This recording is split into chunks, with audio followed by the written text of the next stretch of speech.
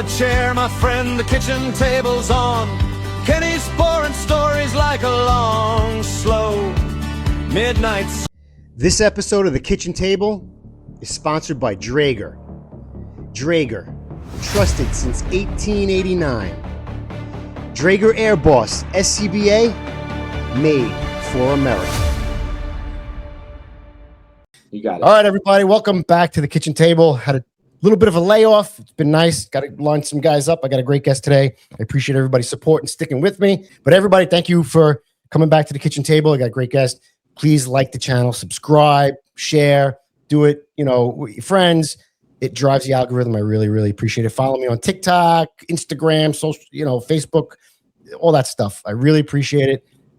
Getting the word out. More people are subscribing. Thank you so much. It keeps me getting great guests and archiving history, like a great career that this man has today. So let me give you a quick intro. Got on the job in 1991 and was assigned to Engine Company 332, FDNY in East New York, Brooklyn.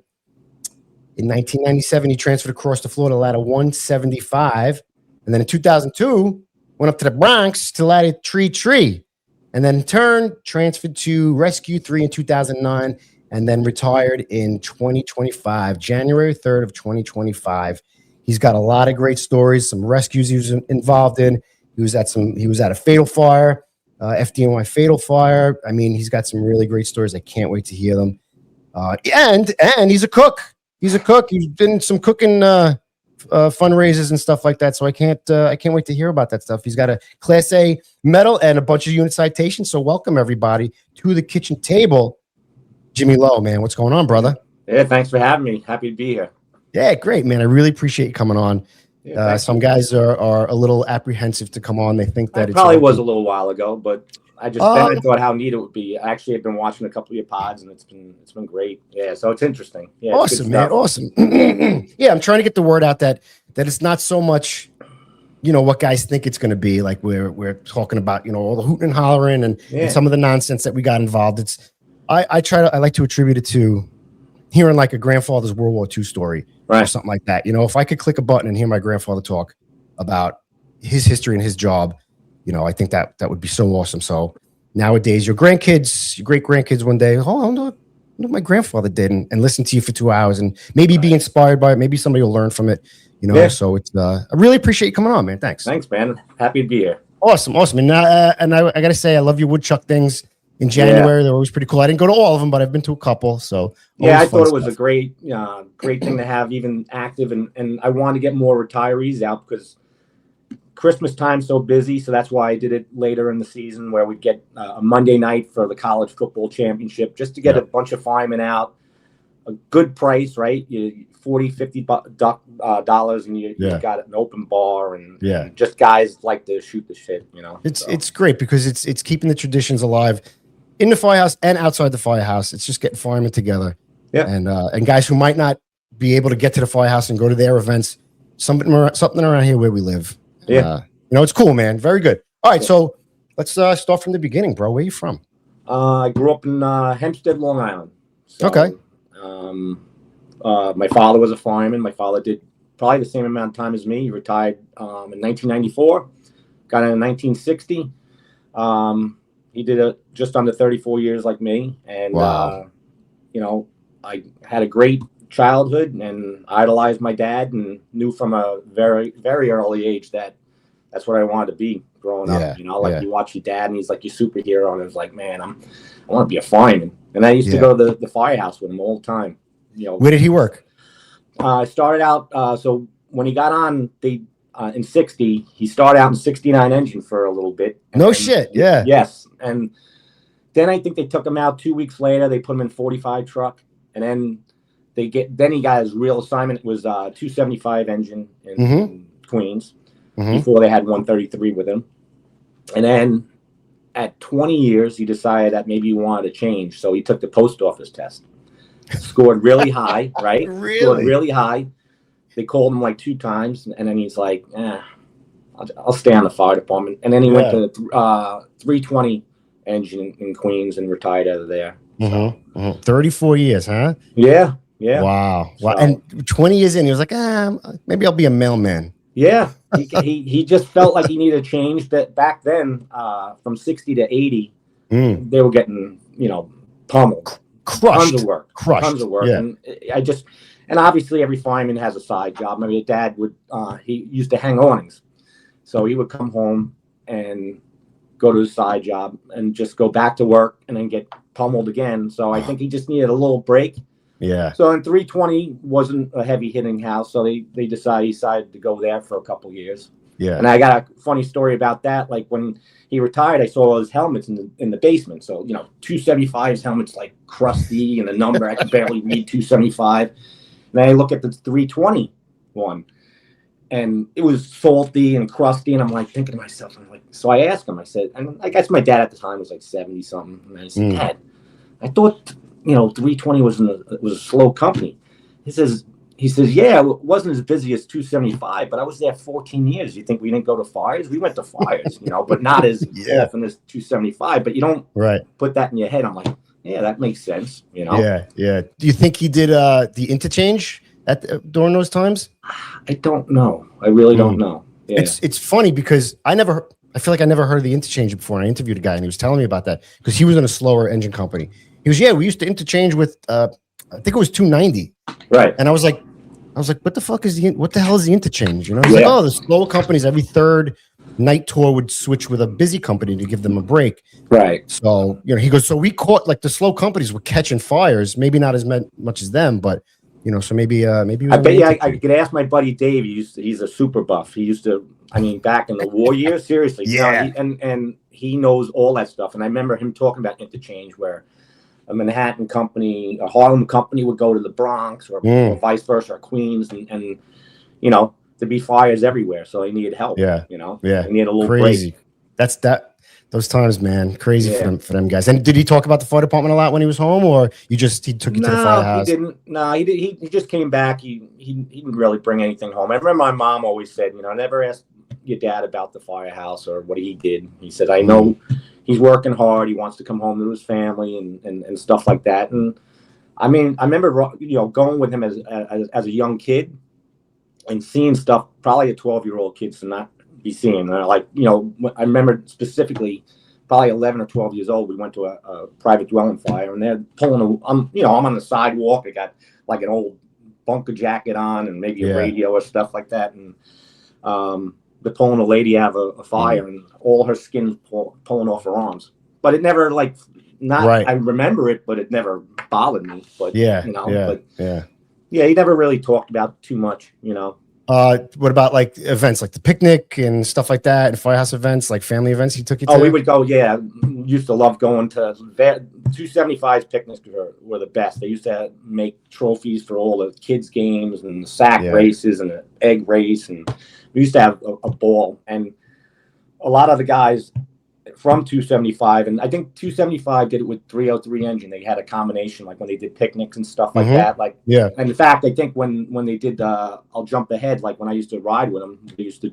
go on a Saturday, and then they had the multi-unit drill.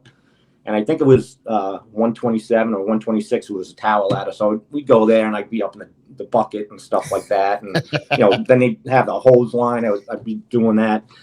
But back to meeting tons of kids. And then them all growing up, and obviously their fathers were firemen, and then they became firemen. And to this day, I'm still friends with many. This good friend of mine, Timmy Olson, you know, like him and I grew up together and used to hang out with our dads all the time. And now, you know, he became a Rescue 4 fireman. So that's awesome, man. It's just that's again tradition, handing it down to family generations. And see, even my own son was like, maybe I'll be a fireman. You know, he goes, it's provided us a pretty good life. You sending me to college, and he goes, you'll never be rich, but you know, it was pretty good. My youngest is like that. The one who's in Local 14. Now he's got an amazing job, but he says, even though I have a great job, he said, I probably should have taken the fire department test. They said it. I think, my middle guy, who's 27, he took the physical, but I don't think he really wanted it. You know, he just kind of, maybe it was more built into my younger guy, you know? Yeah. Because I used to take my youngest Kevin, the Local 14 one, to the firehouse. I got him at Rescue 3, rappelling off our platform with a helmet on. He loved it. Yeah. That's great. And it was that's great. And to me, that's me giving it back what I did with my dad. I used to idolize. I wanted to be with him 24/7. You know, I Yeah. want to be doing what he was doing. You Mhm, know, mhm. and then he taught me like a good work ethic too. You know, like like I said, he had a side job hanging awnings where the frame's already there and you're taking the canvas up and you're lacing it. So I started working with him from 11 years old, you know, Nice. and he Nice. paid me to work for him. And then up until that helps. like That helps. yeah, no, Yeah. he was paying me, and he was paying me good back then, you Yeah. know, but Yeah. I worked with him all the time, you know. Yeah. So you had a great relationship with your dad. Excellent. Excellent. That's and good, then I was ended up becoming a volunteer fireman in Hempstead. I was going to ask you. I did. And Hempstead, if anybody knows Hempstead, it's a you know, melting pot town. Loved it. Like I had Jamaican people across the street, Polish, you know, Puerto Rican family. And so it's like a melting pot of people. But they had, I mean, they did a decent amount of work. And as a young kid, you know, I loved doing it, you know. Yeah. And then Hempstead had tons of guys that became, I'm telling you, I could tell you 14 people that became city firemen and stuff like that. But then obviously you work hard to get on the job. And when I passed the written and the physical and I knew I was going to become a fireman, my dad said, you need to quit. I said, what? I said, no, I like doing it. He says, you work too hard for this. That's all you need is to go to a fire in Hempstead, twist your ankle, you know, break a bone. And then everything you wanted to do since a little kid, you know, lose that. And I said, you know what, Dad? All right. So I did. I left, and, you know, it was fine. Well, now that you're retired, you could go do it again. You don't have to worry about it. No, I'm good. That's awesome. So when a test came out, was he like, your dad was like, you got to take the test now. Here's the test. Or you kind of knew on your own? Oh, I knew on my own. I actually took hose from the volunteer fire department and duct taped it, and I'd be running up and down the bleachers with the hose on my back. I trained me and a couple guys. One of my friends, Joe Abramski, was also a Hempstead fireman. He was in 155 truck. Yeah, him and I would train all the time. I mean, we wanted it bad, you know. Yeah, we were out every day, pretty much working out just to kind of pass it. The written, obviously, you do the written. You know, next thing is your psych or whatever, but just the physical probably. What you really had to, you know. That was the physical. Did guys die? Yes, was that the physical guys died? We were part of that. There was a gentleman that died like a week before we were going for our test. It was at the Coliseum. And so we got delayed quite a bit. So I took the 87 test, scored like written like a 99 or something like that, and then. Yeah, we were ready. We were all pumped. We're ready for this. You know, we're in great shape. We're like, we're gonna pass this thing. And he passed away. And then they changed the whole. By the time they started up again, now they checked your blood pressure. You had to drink electrolytes. You know. Yeah. So I probably could have been on 36 years. You know, who knows? Yeah. You know, But you hear a lot of guys that say, "Oh, yeah, I took the test where guys were dying and stuff." So, like, that's like a crazy thing. We're like, "Oh man, guys were dying, but I passed the test, so I must be doing pretty good." And you know, God, you know, somebody died, but and I remember, you know, like certain things you remember. I remember doing the physical, and like I said, I felt like I was in the best shape of my life, and all of a sudden, running up the stairs. You had to run up the stairs before you start pulling the hose up. Yeah, and I started cramping. I'm like. I'm cursing myself. Come on, you gotta be kidding me! And I'm screaming out loud, right? So then I'm going, and you had that big clock up there, and I know I had plenty of time. And then now you get to that tunnel, and they're always telling you, all right, you got to get low so the tank doesn't hit the tunnel, right? So I do that. I get through, no problem. I come out, now it's a dummy drag, and now I'm just huffing and puffing, and I get over. I remember dragging the dummy over the finish line, and I remember just it felt like these monstrous hands came down and picked me up. Like, did I pass? Yeah, you passed, brother. You passed. You know, but they seemed like big mittens came down, like, you know. Yeah. And then they made you sit down. You had to drink Gatorade, and like it was awesome. It was like certain moments in your life to remember. You know, the adrenaline got you through. I mean, you were in shape for it, but the adrenaline probably. Like, how am I cramping up? Like, what the heck? Didn't have a cramp. You know. It's funny when I went for. It wasn't the physical, it was the medical. And I went down to you know, BHS. They were two big burly firemen, like doing the Stairmaster. And I was like, oh, this is what, you know, what it's going to be like when I take the physical. And when I took the physical, my proctors were like these little old ladies with a clipboard and just going from one station to the next. Really? I was like expecting, firemen like rooting you on and stuff like Right. that. It wasn't like that. It messed with my head a little bit. I mean, obviously I still passed and got on. Yeah. But I was but it was weird, Did they offer you? So we had the pudgy walls. Yeah. I did that. Pudgy Walsh's thing in Floyd Bennett Field when I was on the. Okay, I did that, and also I think it was the big house in Queens. If you were a fireman's son, they set up their firehouse, which like the tire hit. Yeah. They had the long stairway going up the middle. Uh-huh. So they, you were able to go down there. My dad would drive us down. He'd drop me off, and he'd go to OTB and bet on the horses while I was like, you don't want to watch me try to pass this thing. They were betting on each other whose kid was going to pass or not. I'm betting on three letter. He used to bet on 3-letter word horses, like something with three. Yeah. It's like, yeah, and he'd be gone. I'm like, I'm ready to go, and I'm like, where is he? He didn't even watch me do my physical. Yeah, I don't think there's any more OTBs left, right? Everything's online. I don't know. Yeah, no, I don't think so. Crazy. All right, so you get on a job in '91, and you go to 332 engine, right? Did you want to go there? Did you get a hook, or was it just you were? No, so you get your wish list in the academy, and I wanted to just go to fire, so I actually had. My wish list was 69 engines. So this is actually a funny story. So I wanted to go to 69 engines, right? The 16th Battalion, baby. Yeah. So I was like, I'm looking at the numbers. Like they go to a lot of work.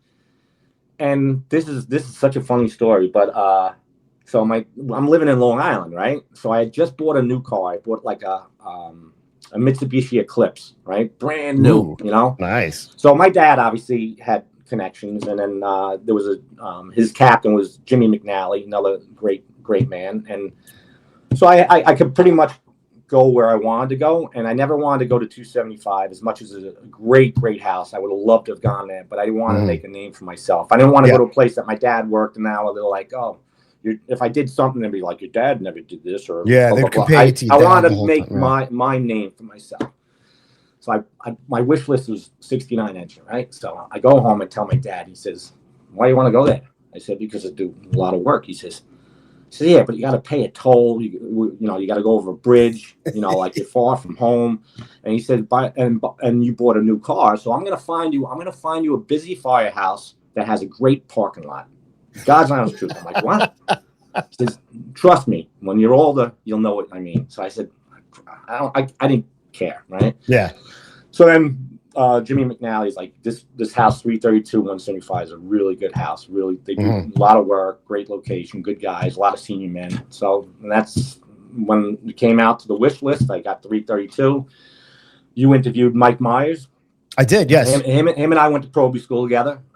He went to 175. I went to 332, and Fuzzy Walter Zoller, he also went to 332. So we had 3 guys right out of the academy go to the same house. So it was kind of cool. Like, yeah. Did you know them in the academy, or did you? Yeah, we only had 100 guys in our class. Oh, small. So, wow, yeah. Yeah.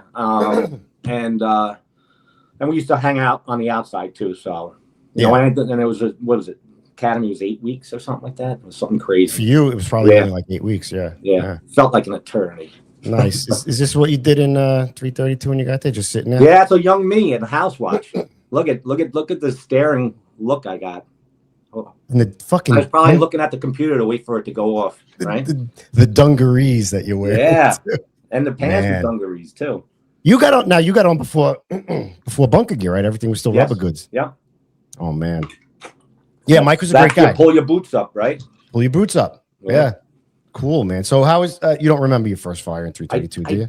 Like discussing before, I don't remember it. I had the printout from the computer, but it's all faded. Yeah. But 90, so we got on September, but I think when we went to the firehouse, we started December. So we ran right into 92, and 92 is like busy. Like you learn the job quick, Yeah.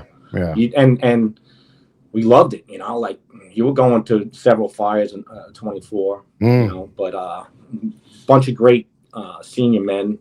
Yeah. And it's funny, I bet you back then the senior men had 12, 13 years, and you thought that was, wow, oh my God, these guys are seniors, right? And when yeah. And it doesn't seem like that much like that, but they were all, Marlboro smoking guys, like cool, calm, and collective. Wasn't a heavy hitting house, no no razzle dazzling or anything like that. Yeah. So, but it was good. It was fun, man. It's funny that you say that because me and a couple guys from the zoo were talking recently, and they were like, "Yo, you remember that guy?" I go, "Yeah, he was great. I was my senior man. I loved working with him. He was the toughest bastard." They go, "You know, he only had like 10 or 11 years on when we were there." I was like, "No." They were like, "Yeah, he looks like he had 30 years on the job, right? But he only had like 10 or 12 years." Skin, smoking a cigarette, drinking coffee. Like, "Hey, kid, let's fucking go." You know, I'm like, they call you kid, and they had 10 years older than you. You know? I was like, "Wow," and that's crazy to think about that way. Yeah. Man. But do you even remember how long was it before you quit your first nozzle job in 332 or? Oh, it was probably my second day tour. I do remember. Yeah, man, nice. Yeah, that's great. Actually, you start out as backup, but then like if it seemed like almost like if it seemed like a small fire, they're like, "All right, put the kid up there." Let him Yeah. They want you to obviously learn from your senior man and stuff like that, backing up and stuff. But they're like, if something was something small, they'd like, "All right, you move up," Yeah. But it was we did a little bit of everything, vacants, and we didn't have we went over by 120, 231. We had some projects, a lot of taxpayers, Queen Anne's, so you had a good mix of everything, right? Yeah, a little bit of everything, but then Bronx taught, like I didn't know anything about the Bronx when I went up, it's like H types and then going into Manhattan with like tons of different types of buildings, So were there any? I don't know if you just said that. Were there high rises aside from projects in 332? Just not projects. Well, I guess Vandalia would be probably like a high. I guess we had Vandalia Avenue, So yeah. Were you in the engine or the truck when that job? Oh, Vandalia Fire. That was I was in the truck at the time. You were in the truck. Yeah, we were going as right after they made fast truck. So you're in 332. Yep. You had aspirations to go across the floor. Yes. You get across the floor in 97. You go to 175. Right. Yeah. I'm just curious as to, I know that's kind of like a natural progression, but were guys like breaking your balls a little bit or like, "No, it's cool, man. That's how you do it." You know what happened? It was, remember that they had these things called medical points, right? If you went sick, you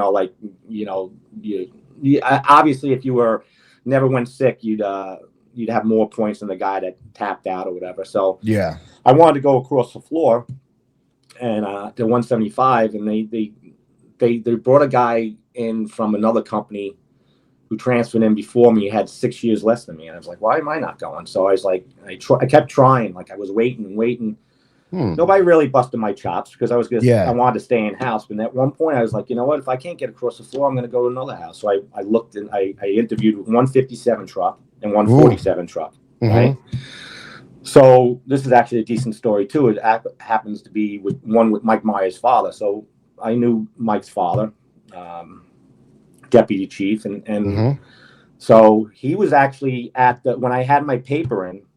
I guess they sit around at a round table and they're like, "We got a guy who wants to go to 175." like the mafia, right? Yeah, they're like, "All right, what are we gonna do with this guy? Put him in the closet, But so now I'm like, I was kind of a little annoyed. I'm like, I want to go to 175. I want to stay in my house. You know? And so I was like, all right, if I can't go to my own house and you're bringing guys with less time than me and they have a good medical points. So it came to the bargaining table.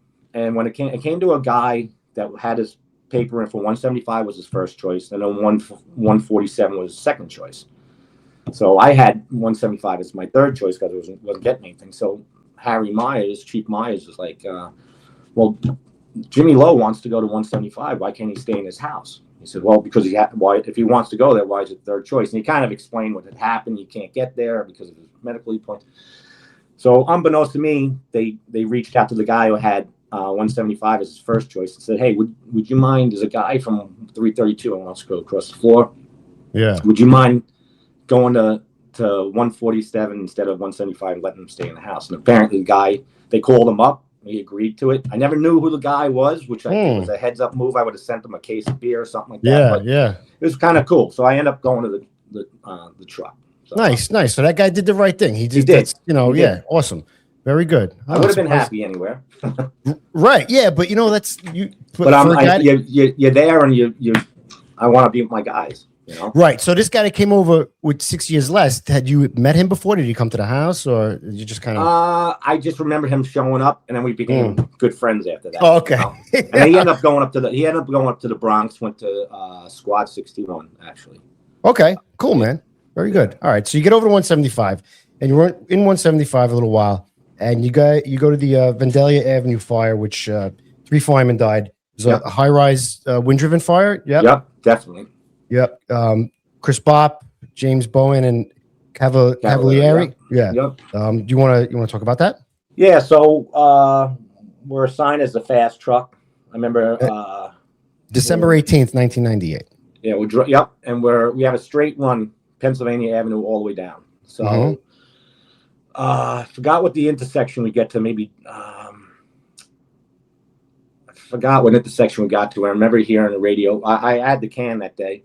And they're like, 175, what's your location? We need you here. I'm like, oh shit, you know, like, wow. And then he says, whatever the cross street was, we're like a minute away. So pull up in front of the building. Chief comes running out, you know, deer in a headlight, like you got to get up there, you know. So we hoof it up. Captain Dabrowski was my captain. He's like, all right, just bring the search rope, can, hook, whatever. Get up there, and you get two floors below the fire. I forgot if it was the 7th floor, I think. A 10th floor, maybe? 10th, maybe? They were on the 10th floor, right? I think. Yeah, yeah. So we get 2 floors below, and we start getting masked up. We open up the door to the hallway. It's a long hallway, right? Fire doors, both ends of it. So Captain Dabrowski, you could hear muffled noise, screaming, blah blah blah. Captain Dabrowski says, Jimmy, tie the search rope out and by the stairwell, and then we're going to go up to the fire doors, and I want you to stay there and give us a point of reference, like, you know, bang your tool or whatever. Yeah. They crawl down, and they start. You just see her screaming, right? So like they said they got somebody. They start dragging them down, right? Now you see it's a fireman. Like, oh crap, you know, like this shit's hitting the fan, right? So now we're dragging. I don't know if it was Cavalieri. No, it was Bohan or Bob. Now it's and I'm gonna kind of jump forward. This is before, you know, the conversion of the harness. You know, remember like taking, you know, going underneath the leg, and now you could drag the guy out. You know, if we knew back then what we knew now, that would have been ideal, because we were just dragging all 3 of them, one face down, one pulling their mask off them, their boots are coming off. So back and forth, we're all dragging them down. And there was a guy from 231 Engine, I think I went to, what was his first name was, but I know he was Kelly, but he used to be a nurse on the outside. And Bohan was out. You know, they took him into the hallway, started working on him. And the last guy we got was the boss. And somebody was dragging him out, and he was kind of like face down, and somebody's just, and everybody's like screaming, just turn him over, let's get him. And somebody's like, let's just get him out.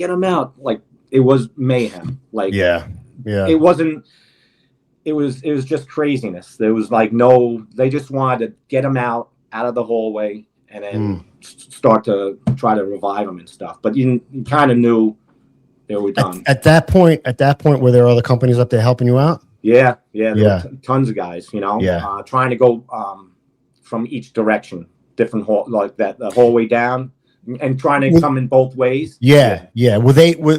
So I read up on it a little bit. They were trying to come up the stairwell that the line was coming at us. So that was kind of crazy, you know. So that's what I was going to ask you. Was the line in place at that point? Yeah. Because, well, they must have got to the door, because it flashed on them when they opened the door, I believe. Yes. And probably before the line was in place. And I just wonder, was the line trying to do their thing? And these guys, you know. And I remember specifically, like, you come out of that, like a fire like that, you know, I'm new to the truck and stuff like that. Yeah. And just to think you had your hands on all 3 of them, and then you never made it. It was just like, it didn't hit me till a day later. You know how you go back and critique a fire? So we went back, and, you know, obviously they're doing their investigation. We wanted to take a look of what you don't really see while the smoke's there and heat. And it didn't hit me until we got right by the fire door, and across the hallway, the silhouette of all three guys across the hallway, so where they got killed. No shit. You could see the outline of them hunched, and I lost it. It was like it was tough, you know. Like I was okay up until that. I just wanted to see, you know, like what was going on, and then to see something like that, it just like, wow, that's crazy. So them huddled with their bunker gear. That's the part of the wall or the floor, I guess. Yes. That didn't burn or smoke around. Yeah. I saw that with Scalfani's in Brooklyn when I was still in Brooklyn, right when Black Sunday happened. Yeah. We became I wasn't at the job at all, but we went as a watch line later that night or the next day. And we just went inside to take a look. And at this on the landing where he was, everything was black and charred. And then you see the color of the floor where they found him. It's crazy. Isn't that weird seeing that? Yeah, it's weird to see, you know, almost like cinematic from a movie or something. But it's, and that's tough to deal with as a young fireman too. When you first get to the truck and you're like, holy shit. And shit really hit the fan there, man. So you remember what came from that job, what we learned and how we adapted to that wind-driven fire? Wind-driven, right? I forgot that I'm not sure, we didn't have blankets then, I don't think we had, I mean, I wasn't on the job, but we didn't have blankets back then or high-rise nozzles or anything. Guys would tell me if they had a heavy wind-driven fire, they would just take two and a halves down the hallway and try their best. Yeah. You know, but if you're first I know what do they do like now? Don't they open up the adjacent door or something, like have some place for it to flow path type of stuff? Yeah. Or if you have a window at the end of the hallway, you know, I don't know. But it was that was a tough one, you know. Yeah. But actually some cool, like this guy Brendan Coyne had the OV that day, and I remember they were actually cheating with a woman. They put 107's bucket all the way up, and then they had a portable ladder off of that, and they climbed up, and they were cheating with a woman at a window. Wow, that's some old school shit right there, man. Yeah, like you don't hear about stuff like that these days. Nope. Wow. Oh man, that's crazy. Safety wouldn't approve of that. That's for sure. Not at all. No point. Man, is this your 175 picture? Yep. No, your Proby picture. No, it's 332. Oh, okay, nice. Yeah, see, that's my Proby patch. Yeah, fucking all smiles. Yeah. Never got rid of. Have you ever shaved your mustache? Only in spite. My dad used to do that. My mom used to love him with his mustache, and when my mom got him pissed, he'd go in there and he'd shave his mustache off. No, I did mine as a dare, you know. But yeah. I still have the same cheesy mustache. So, because when I met you, I think you were just getting over the rescue, and we'll get to that. I can't remember, but you always had, as long as I've known you, you've always had a mustache. So nice. Isn't that what firemen do? Mustaches. Yeah. Saves the smoke smell. I can still smell it later on. All right, so you're in 175 a few years, and you decide to head up to the Bronx.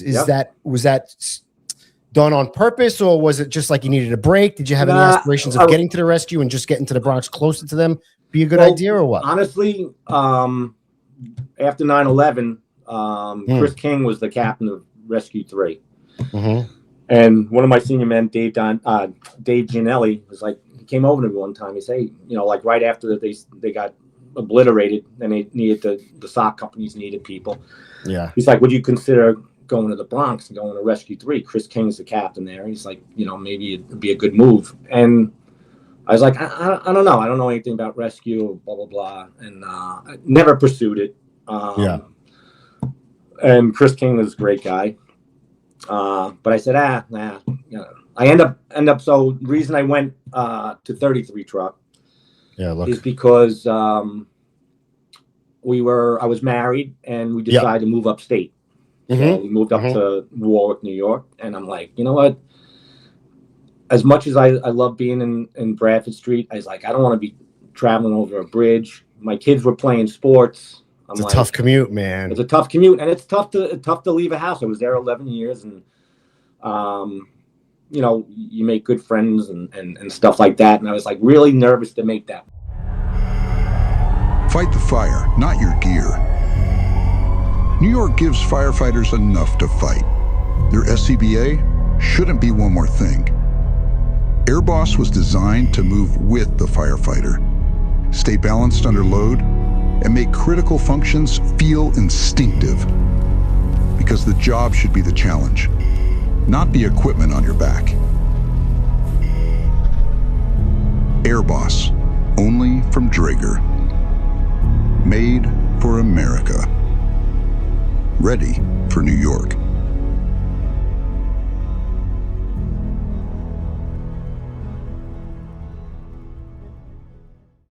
Right?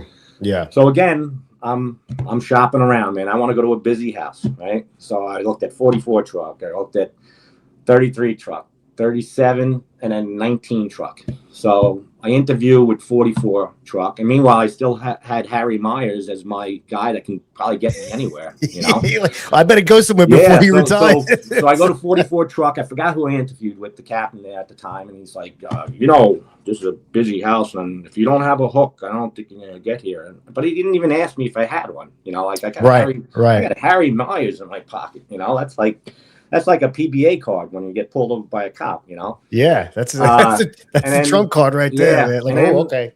And then one of my senior men, Joe Murata, I think his father was in 19 truck. He said, it's a great house. You do some work, you know. And then I interviewed with Captain Kelly from 33 truck. And man, I just, you know what? It's like buying a car. Something was sold. Like it was a great interview. And I'm like, man, I'm going to go to 33 truck. And then,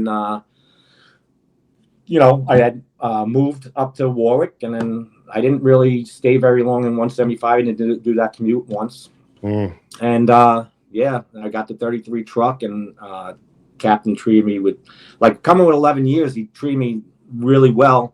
Yeah. And I didn't think that was a lot of time, but like a couple guys in 33, like, how come they're treating him like that? You know, I'm like, I don't know, you know. Well, I was going to ask you, when you got over there, some places in the Bronx and Harlem, it could be anywhere, but you know, they were like, your time starts now. I mean, but 11 years, you got a little bit of time. You got some time. Yeah. It's not like I transferred over with a year on you. Like, you're starting, your time doesn't count, you know. So it was guys like that with you. I had a few guys like that. They were, and over time, like over a year, then became really good friends. But it was like, there were a couple of Brooklyn guys. Like Patty Smith was from 290 103. I forgot who else. There was a couple of Brooklyn guys that came there, and they started taking a lot more guys from Brooklyn, you know. But like, I think it only took me a couple months. They actually, I had only been there a couple months, and they sent me right to chauffeur school. So, and I don't even know the area. You know, I'm coming from East New York, Brooklyn. I don't know anything about the Bronx. You know, like, and that you send me. You weren't a chauffeur. You weren't a chauffeur in 175. Tiller train. You know, they teach you the tiller. Like, I'm surprised. I mean, because what I had 7 years in the engine, so I never went to chauffeur school then. And then I'm new in the truck. They're not going to send me to chauffeur school. Right. So I come over there with my time, a little bit of time, and then they sent me right to chauffeur school. You're not a chauffeur with 11 years on? You're going to fucking chauffeur school. So they sent me to chauffeur school. I think the first, my first tour driving, I came back, like, I figured they'd wean you into, you know, driving. I come in for a night tour, and they're like, Jimmy, you're driving. I'm like, yeah, okay. And they're like, no, you're driving. I'm like, oh. And now I'm like, oh my God, I don't know where I'm going, you know. You stayed awake all night in a rig like that. Yeah, so we ran all night. We went to a box in Queens. Row of taxpayers. They're pumping the basements with foam, right? I'm doing good. I got like 6 runs under my belt. I'm like, I'm doing great, right?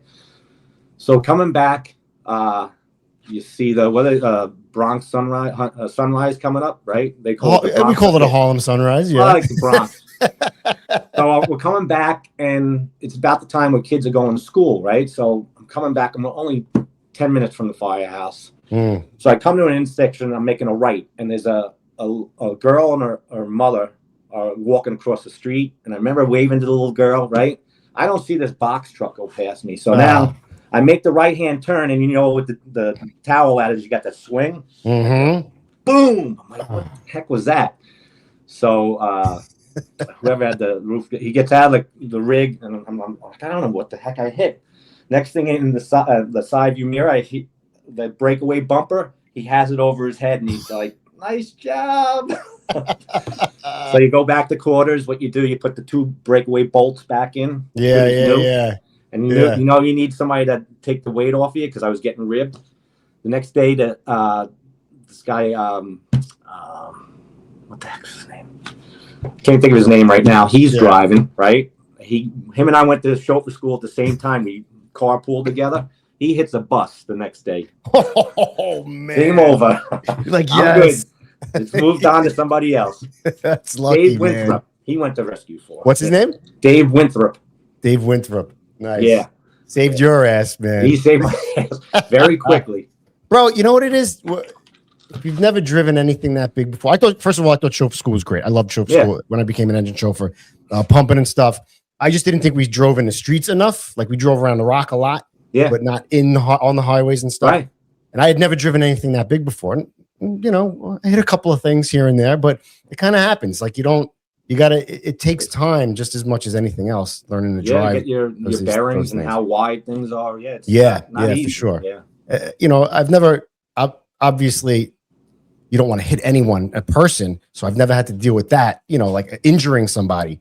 But, you know, I hit a couple cars here and there. And then you hear, you know, an engine or something in Brooklyn or whatever, fucking putting somebody in the hospital. You're like, oh, man, I don't ever want to be in that position. Right. So tough stuff, man. But I like driving. I really did like driving. So 33, you got, let's see. I popped this one up. Let me see. Who's this in 33 here? All right. Got Dave Donatelli on the right side above 33. Him and I kind of our career followed each other. He was in 176. I was in 175. Mm-hmm. I went up to 33 truck. He went up to 33 truck. Nice. I went to Rescue 3, and then he came to Rescue 3. So he's one of my dearest friend. Yeah. Tommy Klingo,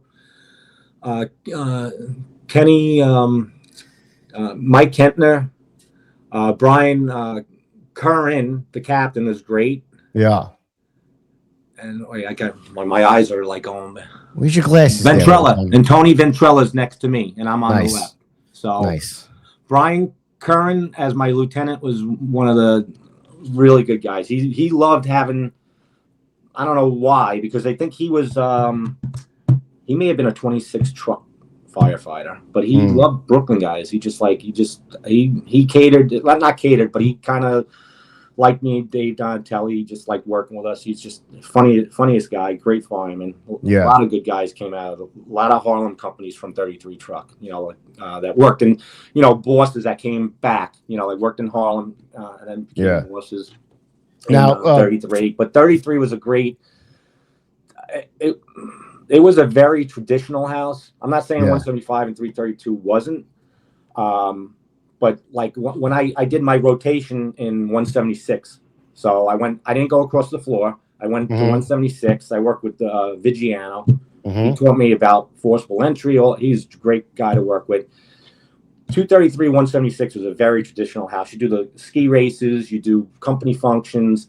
They always had a big group. And I liked that. That was like awesome. Tons of guys turned out to Medal Day, St. Pat's. So when I went to 33 truck, it had that same feel. I'm like, man, this is like a 233, 176, and the guys were close knit. And obviously, like we did a lot of work there, you know. Yeah. So I just want to backtrack real quick. You mentioned 9/11 and 33 was 33 looking for guys after 9/11 because did they lose guys? No, Rescue 3 was. Rescue 3, okay. Yeah, gotcha. Rescue 3 was looking for members, you know, to fill in the slots, the members of the past. Right, you know? Right. Were you working for 9/11 or? I remember, you know, everybody remembers I was finishing up my last day of vacation. I was coming in for a day tour. And at the time I lived in Staten Island. And what everybody says, it was like the most beautiful, like I'm coming over the Verrazano Bridge, coming in for a day tour. Yeah. And the city was over on my left shoulder. I was like, wow, it's beautiful out, you know. And it's early in the morning, right? You're going to the firehouse. It's like the first thing that everybody says. You're gonna have your cup of coffee. Yeah, you're gonna have sit and get, you know, relieve somebody. And then I remember sitting in the kitchen like everybody else remembers what's that day. And I remember Danny Higgins was at the house watch, and he came over. He says, "Yeah, a plane just hit into the trade center." And we're all thinking, "Oh, a little biplane," you know. Yeah, right? Same thing, man. Yeah. And then and then you know, obviously everything unfolded. Kind of a cool story because, right, there's mayhem when we all knew what was going on. And there was a guy, Wyatt. He used to be a bus driver. So at the time, all guys, they had total recall. Everybody came into their respective quarters. 175 members of 175 and 332 confiscated a school bus on Atlantic Avenue. School bus. They went down and they told the guy, get the fuck out of the bus. Yeah. They started loading up with tanks, rope, whatever they could. Anything, any sort of tool that they're going to need. And they took the bus down to ground zero. Wow. On their own. Yeah. Yeah. And then so now, you know, I'm coming in for a 24. Now we're watching this unfold. Everybody's glued to the TV. We did not do one call that day. Not one, not a gas leak, not a fire, not a car accident. We were sitting at the firehouse feeling helpless. So I figured, all right, 24 hours, we'll be called down the next day. You know, we'll all go down. We never got relieved.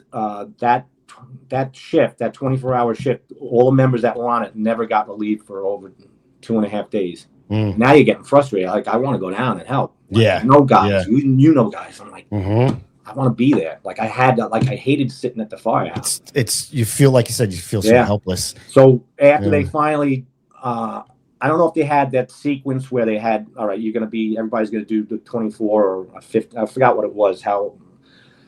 So we were all getting off finally, and we took Captain Dabrowski's personal car down there. I think like 4 or 5 of us went down on our own time, and which was stupid at the time. You're not being accounted for, but we had to go down there. So we went down there, and we just started doing what we could. We got on a bucket brigade, buckets after bucket, and then I think we were down there for over 24 hours on our own time. And I remember we were just exhausted, right? So we're coming down, I think, Church Street. And it's like, you know, I say it was like a Spielberg movie, right? You're walking through that stuff and it's like quiet out and stuff. We come across this bar, right? There's no lights. The only lights in there are candles. So we're going to Captain's car and we're going to just go home or whatever. And we look inside and there's a bar and there's people in there and they got construction hats on. So we kind of walk in and they all kind of turn around, like the record stops and they're all looking and we're like, what's going on here? They're like, oh no, you guys want a drink? We're like, hell yeah, you know? So, but basically you fucking know it. Definitely we want a drink. So, but basically whether the carpenters, all of the union companies they took over a bar and made it their little place to kind of unwind. So we went in there for a little bit and just to kind of kick our feet up a little bit, you know. But I remember that it was crazy. Yeah, no lights on and pouring whatever you want, you know. It was a time where, it's such a tragedy that everybody from all different backgrounds all came together too, you know, like Americans. And they're like, oh, look, here's this bar with all different people working in it, from all different places. We're going in, and it's like we're all on the same team now. You know, I remember specifically when they started doing the I don't know if they did the ABCD groups, and you met at Shea Stadium, the parking lot, and they took you down by bus. I remember, and you were working down there for a couple hours or whatever, and then we were coming home. Remember on the West Side Highway and it had to be like 2 a.m, right? And you're exhausted. You didn't find anybody. You're physically spent. And I remember people lined across the West Side Highway with candles out, signs, we love you guys. And it was for at least a mile. Yeah. People of all shapes, sizes, and ethnicity. Is that the right word? But it hit you. It's like, wow, this is unbelievable. Like, you kind of got a little misty-eyed because I'm like, man, these people, this is awesome. And like you said, everybody came together, you know? Yeah, for sure. And actually, so to archive 9/11, I think a couple of years after that, maybe it was a year later, I started doing a journal just to kind of remember, because you forget stuff, right? I think I did 27 days and then I just got tired of doing it. Yeah. But it's sometimes I just want my kids to have something when I pass or whatever and just see what I did. and for them to understand. And that was one of my excerpts in there about how we all came together as a country and a city, and everybody was nice to each other, you know. But but it's cool to have something like that. And every once in a while, I honestly go back and read a few, because you do forget. Like you forget what happened. I don't remember. I remember doing that. But then you read a couple of excerpts and stuff. Sure. It's good to have, you know. Because you definitely you definitely found a little bit of an outlet by documenting all that too. Yeah. You know, for yourself and for anybody else that can, you know, in your family that wants to pick it up. My aunt put it in a time capsule in Louisiana. All my relatives are from like down south, so she I guess it was a 10-year anniversary. She read some parts of it, and then they put it in a time capsule, which is kind of cool, you know. So a little bit of history, you know. Yeah, it'll be good. Maybe they'll bring it out for the coming up on the 25th anniversary. Yeah, I think they're gonna try to get. I mean, it's obviously a big one. Like you can't even imagine, right? I can't. 25 years. I can't even believe it, man. Yeah. So have you done the vigil at night? That's like they used to, like with the band. They go by. No, 10, I don't think I've ever. Unbelievable. They don't go by 10 and 10, and they do the vigil at night, and it's awesome. We've always, you know, we have our thing at the firehouse service, and then we used to, before even the Freedom Tower was built, we used to go down there and lay a wreath and all that stuff, and then we go out to the Beekman pub and have a lunch there, and then everybody would kind of just, you know, go home. I've never done the nighttime. Yeah, this is a big one. I think they're going to try to get all off-duty and retired members. Again, I think it'll be a huge... I'm definitely going to go to the firehouse for sure. Yeah, for sure. All right, so you get up to Rescue 3, you're starting to... How'd that start? Like, who did you have the idea? Did somebody go, hey, you know, you're in 33 truck, kind of not grooming you, I don't think that's the right word to get to Rescue 3, but how did all that unfold? Not that I needed a change or anything, because I was happy in 33 truck, 75 engine, unbelievable, and I had great friends there. Like, again, traditional house, and I just kind of. So I'll go back, like when I was nervous to leave. Not nervous, but I was like, you're in your comfort zone.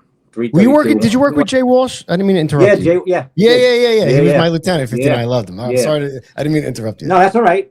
So like when you get out of your norm, you're kind of nervous, right? And then go to 33 truck and you get revitalized. You're like, all right, this is great. You know, like it's not as bad as I thought. You know, you miss the guys in 332, 175. But now I got new friends, and you always have your 332, 175 family. You go back to the Christmas parties and stuff, and invited everywhere. Then you go to 33, and I meet like tons of great guys. And then I don't know what. I don't think I needed to change, but I just, you know, I'd run into a couple of things, and it was like I thought Rescue 3 was like be a nice. I'm like kind of like that guy that likes hands-on stuff, and I said, man, they do some cool. I want to learn how to scuba dive. I'd love to rappel off a building on a rope, and maybe the George Washington Bridge. So I said, so I pursued it a little bit, and at the time, I think they were looking for guys, and Captain Elson was the captain over there, and you know, we went for our interview. They were on 176th Street, and I went for my interview. And you go in there, and you're sitting with the captain and the SOC chief, and they question you.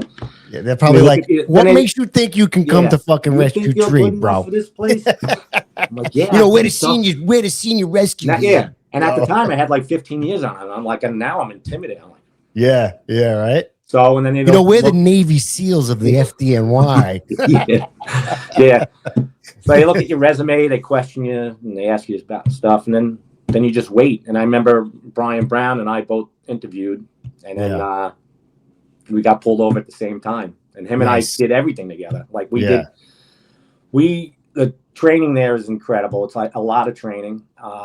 But I think I would put money on it that me and Brian Brown finished all our training. You know, it's spread out. Like you do 2 months here, rescue tech, that gives you a little taste of everything. Right. Yeah. So I was going to ask you, do you ride right away, or do they put you in a training right away? And the training? No, they brought us over and we rode. Oh, you rode right away. Okay. Yeah, like, I mean, they give you the can right away, I guess the position is. Yep. Okay. Now the training, do you have to go in order of training? Like, is there it's whatever comes up. Oh, okay. Like, yeah, it's like, we just me and Brian Brown actually hit everything right. Like we hit class after class after class. They put you right. They try to get you in a rescue tech, which is a taste of everything. A little taste of everything. Right. And then you go to each class, which most of the classes are a week long or 2 weeks long.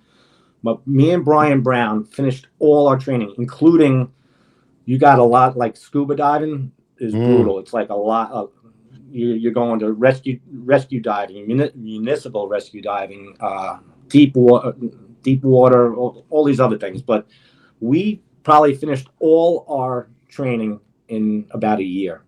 So basically, we were getting pulled out of. You'd work like a 24, or you work 2 sets, and then like, all right, you guys are going 2 weeks of collapse training. So then we'd be going to collapse, and then you go back and you're doing overtime tour and rescue, or you might just go back for another week and then you go back. But we hit everything right, me and him. Now, and we were both from Warwick, so we carpooled. Oh, nice, nice. That worked out.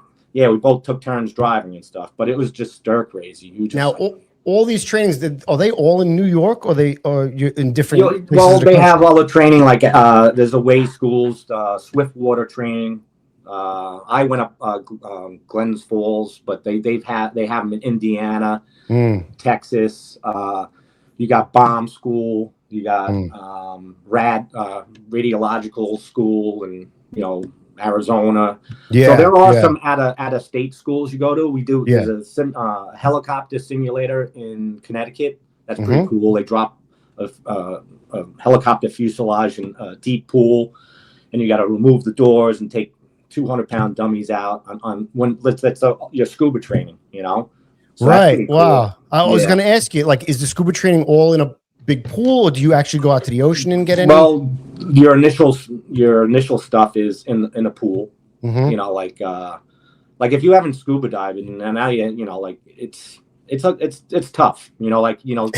The swim test enough is you got to do swim back and forth to your exhausting, tread water, and but yeah, the training just to get like before your certification is tough. Mostly pool training, and then when you finally get all your certifications, you do a seasonal dives. You do a winter, spring, summer, fall. So summer you'll do a beach dive. Yeah. We'll do. There's a place up in Pennsylvania, Dutch Springs. It's a scuba dive class. It's an old quarry that goes down. I think it goes down to 100 feet, but there's different levels. They got sunken things. They got planes, trains. Wow, that's pretty cool. Buses. But that is pretty cool. The training for scuba is tough. It's a lot. Was that the toughest for rescue, or the toughest training? I think the toughest thing, and I'm gonna say it's probably one of the things the city fire department should do with every single company, was the down fireman drills. And where they take the Scalfani, they take the Walton Avenue, they take a couple of famous fires, and they redo them. They set them up exactly like what they went through. Really, the most humbling, hardest training I've done, honestly. Like out of all the things, rope training and all that stuff, they put you in those scenarios that the guys that had the fires went into, and you have to figure it out. So those guys, at least 2 of them that I know of, Scalfani was a big guy, and Vinny Fowler was a really big guy too. So do they use a human, or are they using a dummy that's about their weight? It depends. They could do the live guy, but then they were using the heavy dummy sometimes too, and that was the one with the hose line into the floor, and you got to pull them up. Yeah, and I did that class with some big boys, and you had trouble with it, but they make you figure it out, and it's either they're gonna black you out, like your mask, you'd be blacked out. They're gonna put heat, the Walton Avenue fire, they had like water bottles like this, like hundreds of water bottles, refrigerators on the side, kind of like when everything collapsed in, and they, in the Walton Avenue fire, they were climbing over also.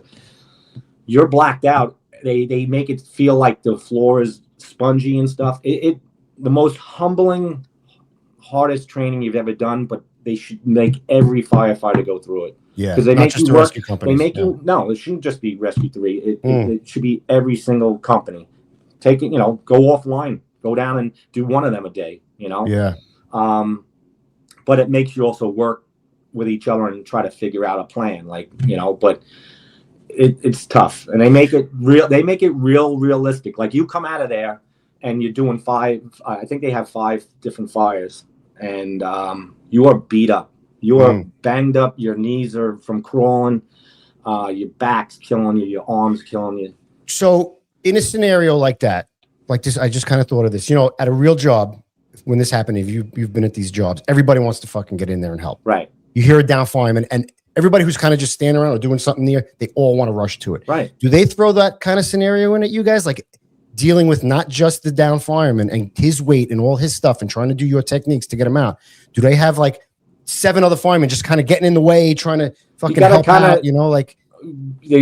That's one thing you gotta have somebody that kind of puts a little, like, just say, you guys, I'll give you, for instance, like we'll do a rope rescue or something like that.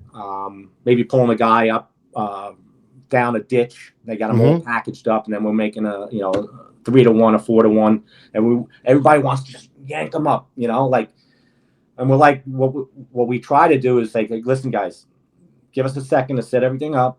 We're gonna use your help. We try to dictate, like, hey, go, like, scuba, like, everybody wants to do the same thing. Somebody's in the water, like, what can we do? Like, all right, go grab me this, get them involved, but, like, let us set up everything the way we wanna. And then somebody controls everything that goes on. One person's like, all right, we're going to pull up, but we're not going to yank them up. We're going to go slow, but get them involved. Everybody, like you said, everybody wants to get involved. Yeah. And sometimes you need that. Like, you go to a scuba scenario, and that's nerve-wracking enough. You're getting changed in the back of the rig. You're getting your gear on. But we got to get stuff down to the water, and it's that, like, on land, that stuff is heavy, right? So you got somebody carrying your cylinders, you got your search ropes and all that stuff. So, all right, guys, do us a favor. You want to help us out? Grab this, help us set up, Yeah. But you get them involved. Everybody, like you said, you got a down fireman. Everybody wants to get their hands on. But you have to do it in a way that you're protecting the down member or victim, where you don't want them getting more hurt, or who knows, like, if it's in a building or something like that, and you pull them up a floor, you don't want something more structural damage or something. Let's just go, at a nice pace and get them safe. You need somebody, and I would assume it'd be the rescue boss, to take charge of that scene in-house in there. Like, all right, guys, we step back. We're handling this. Just stay here. We get this. You need somebody to tell these guys, aggressive firemen, as hard as that is, to stand back and not help right now. We'll call you when we need you type of deal. Give us a second. It's not easy. We'll get it. Yeah, no, it's not easy. And then the rescue boss basically, like, say it's a scenario, and if you have a young chief, doesn't know our capabilities, our officer is going to go over and kind of sell us, saying, hey, listen, we got this on the rig. We got this type of equipment. We can do this. Like, just give us a window of opportunity, and we'll get it done. But whereas you have a seasoned officer, chief, running a fire, he may know, all right, the capabilities. But, like, we did run into a lot of officers that are, like, new. They're out in the field, and they're like, no, you're not. You guys are rescue. Stay back. We're like, no, we got stuff to take care of this situation. So he's basically the rescue officer is going to sell us. On what our capabilities are, and get us to do what we can do. Now, I didn't even think of this, and I want to get to the Walton Avenue Fire in a second, because you brought that up. But have you had any issues as a rescue company if they had to put the fast truck to work, and then you guys, I know you guys go to certain spots. Somebody goes to the nozzle, somebody goes to the roof, and then the fast truck has to go in, and then you guys all converge with the fast truck. And we work. You work in tandem, or do you let them do their thing, or do you guys, Well, a lot of situations. If I feel like it's a chess game, like, we're gonna fill in the gaps, right? Okay. Like, say you go to a fire, right, and your first and second due companies are involved in a rescue, right, or putting portable ladders up. Guess what's not getting done? First and second due truck work. So. that'll dictate. All right, we break off inside outside team, and all right, we're gonna take over those positions while the rescues are being done. We're not gonna jump on them unless it's something hairy, right?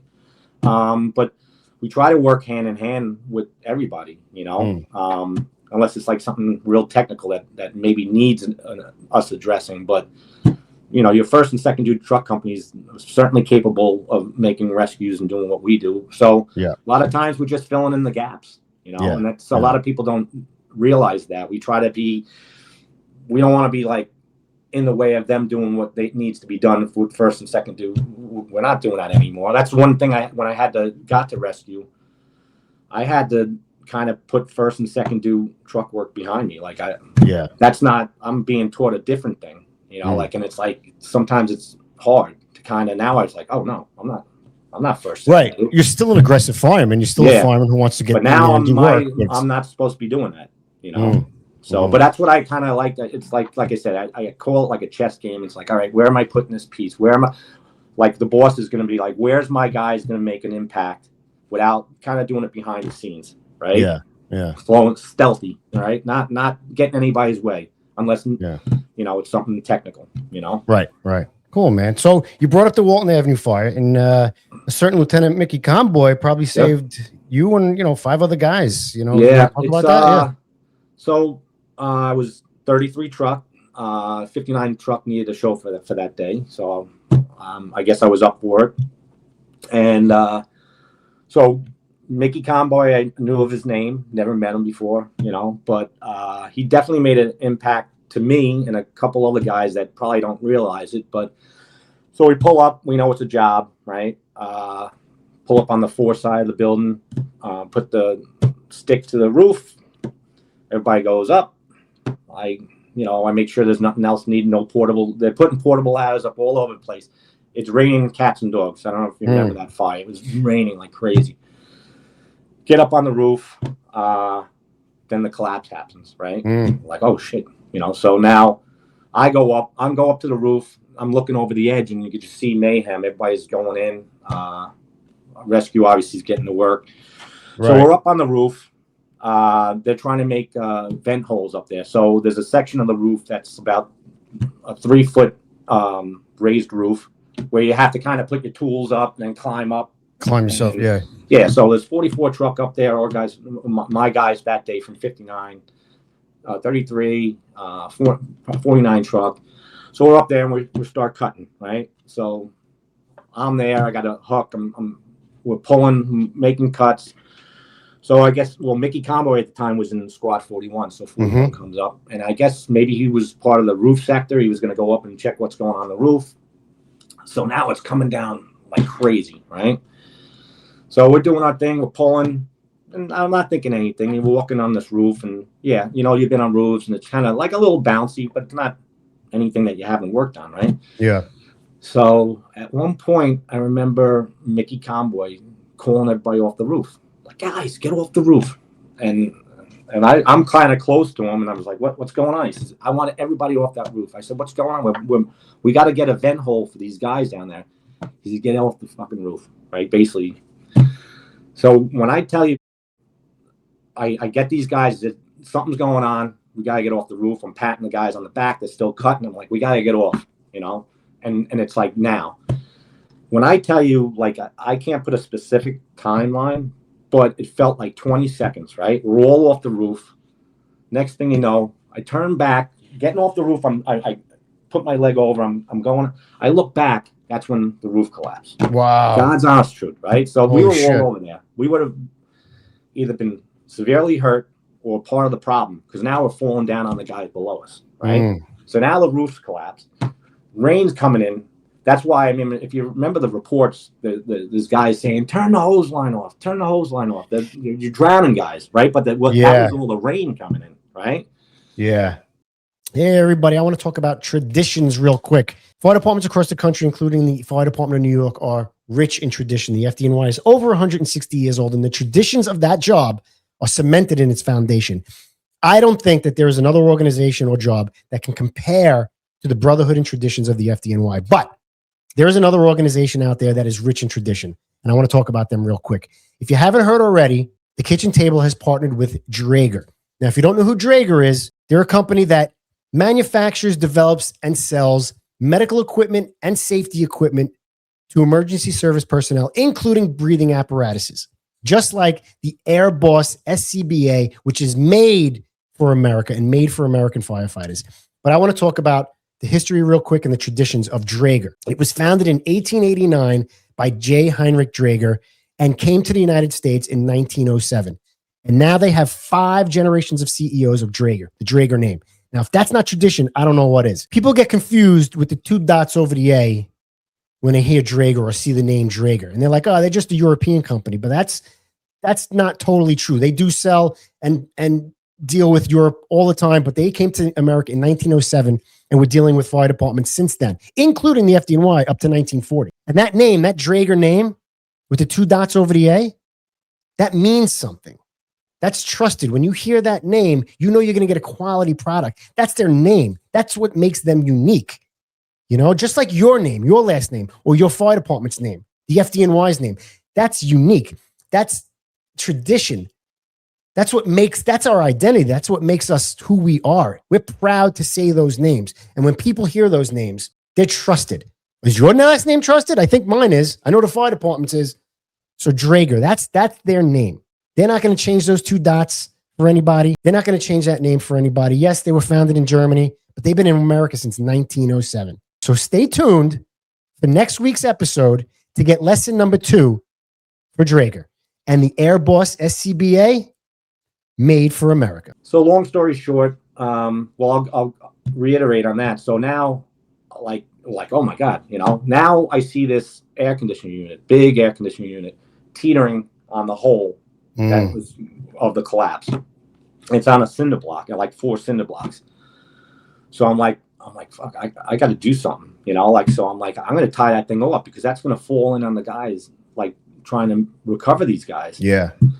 So I tell it, there's a ABC chief, I don't know his name, but I'm like, I got to go up there and tie that thing. Nobody's going on that roof. I said, we got guys working below that. You need to secure that AC.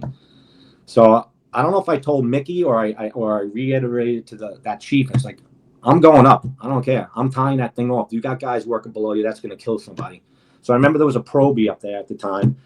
So I asked him, I grabbed him. I said, you know how to make a substantial object knot? He's like, yes, I do. So there was like one of those street signs with the I-beams and that you can see from the street. I said, do me a favor, go tie a knot over there and just let me know when you tie it off. So he ties off and he kind of gives me like a thumbs up. So I tell the chief, he's like, all right, just you go up, you tie it. So I kind of go over, I get close to it. I kind of don't know if I'm duck walking, and it's before rescue. I don't know all my knots. So I tie this thing around. I go around like the electrical cord and back on itself. I come off. And don't you know, later on that AC unit falls, but whatever the crappy knot I tied stopped it, and it just dangled. So to this day, when Mickey Conboy talks about that fire, when all the new guys come into rescue companies or squad companies, he gives me kudos. He's like, he kind of mentions my name, but he says, listen, when you come to a company, you got to kind of be proactive. You know, like if you see something, you got to do something, blah, blah, blah. So now I'm going to fast forward. Now I'm like, I can't believe. Now I know my guys are still down there. Wayne Walters, he's stuck in the thing. I'm like, I finally go back, like fire's not over, but I go back to 59. We get, and then I go back to 33, and then Wayne Walters comes out of the hospital, and I kind of give him a hug, you know, and I'm thinking to myself, I gotta talk to this guy Mickey, right? So I call 41, and I said, can I have Mickey Conboy's phone number?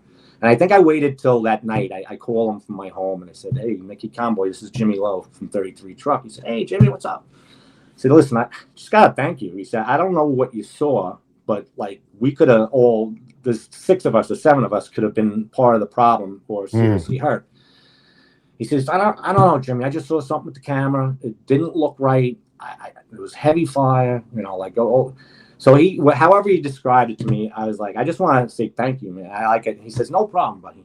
No problem, brother. You know, and then I was like, this is a guy that's cool, calm, and collected. He's like, he knows buildings, like that's a big thing. Like as a new fireman with 15 years going to rescue. He would take us out to buildings. Not all the bosses are good, but he just liked talking about buildings and their structure and how it's built, and sunken living rooms, corner window. Like he was very good construction wise, and it's a lot to know, but it also gives you a heads up when you go into fires, like what type of building you are actually going into.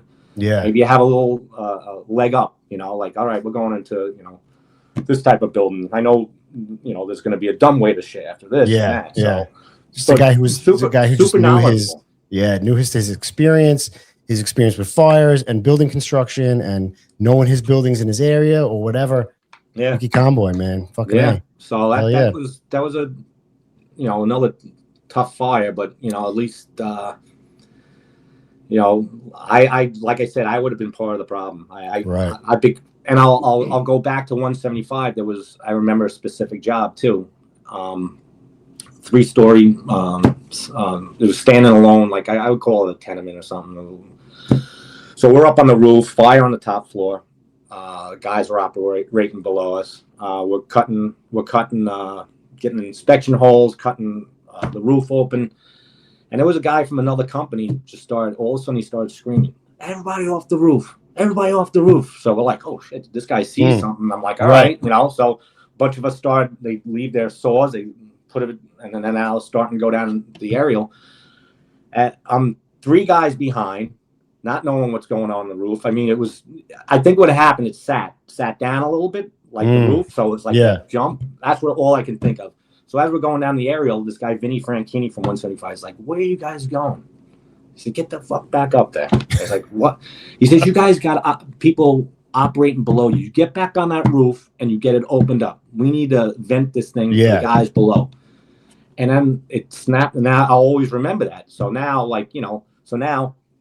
you could be on a roof and it could drop a little bit, or as long as obviously roofs are going to be spongy, but I guess just being around it enough, you could still operate. I mean, obviously if it's bad, you're going to know it's bad. Right. Or you just be a little more cautious. But I learned from back that time to now I'm on the roof and Walton Ave, I ain't getting off this roof. And Mickey's like, get off the roof. Mm-hmm. So thankfully I listened to him, because I probably wouldn't have.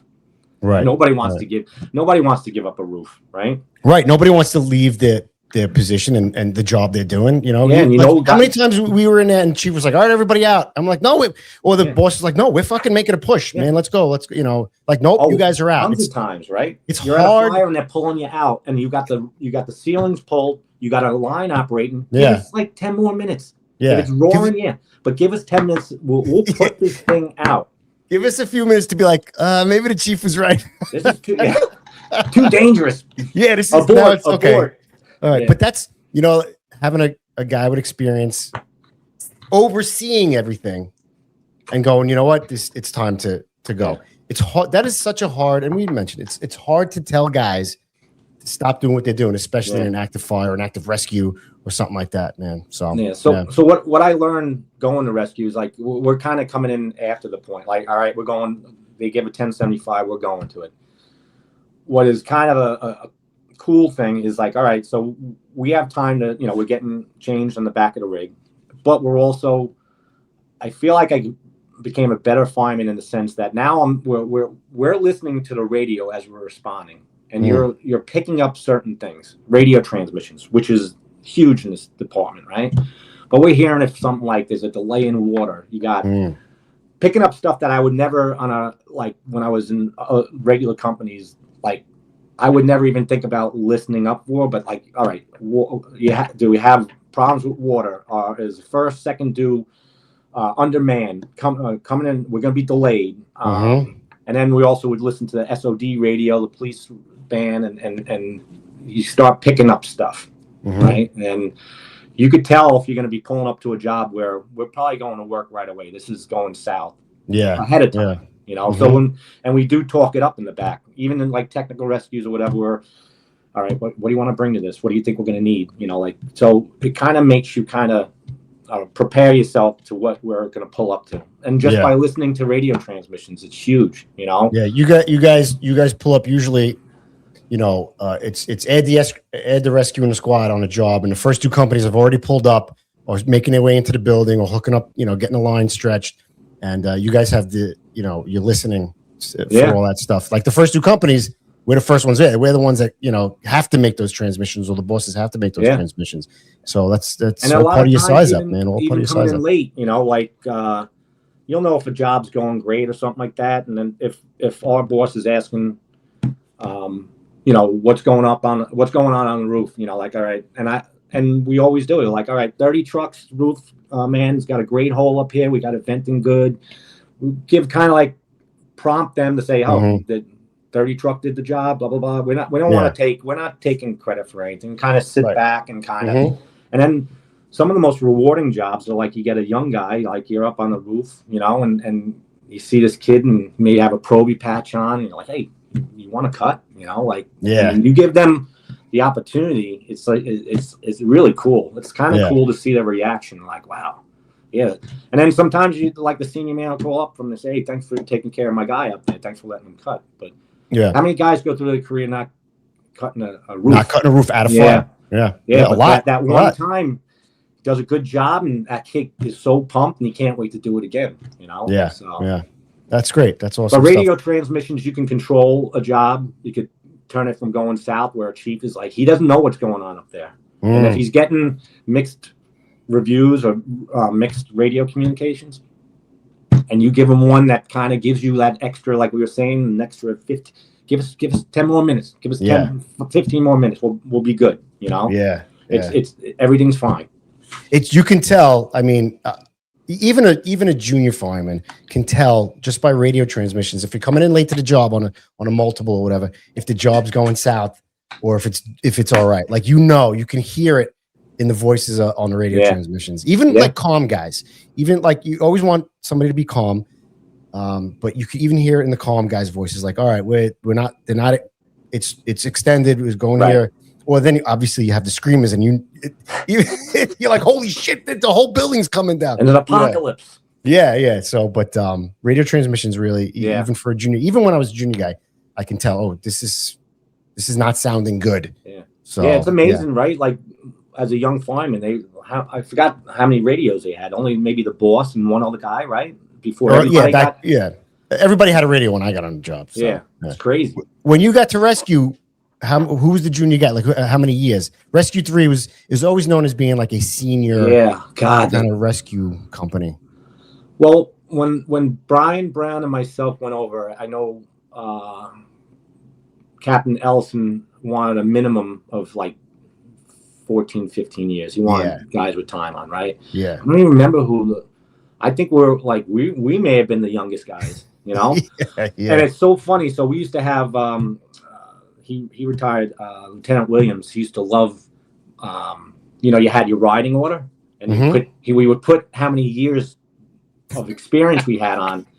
And God's honest truth, there was one time I was part of it because I had just turned over 30 years or something like that. Maybe I had 28 or whatever. We had, I think it was 181 years of experience on the back on the rig.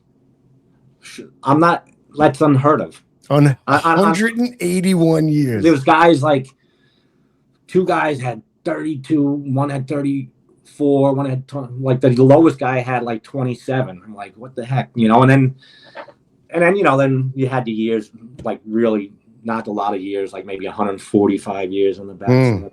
No, it's like it's crazy. That's crazy.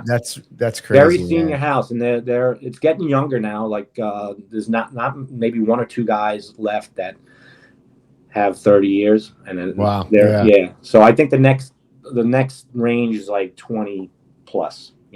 Okay. Let's see a picture. It's definitely a senior house. There you go. How long are you in rescue there? Your helmet's not that crispy. Look at my nose. I would probably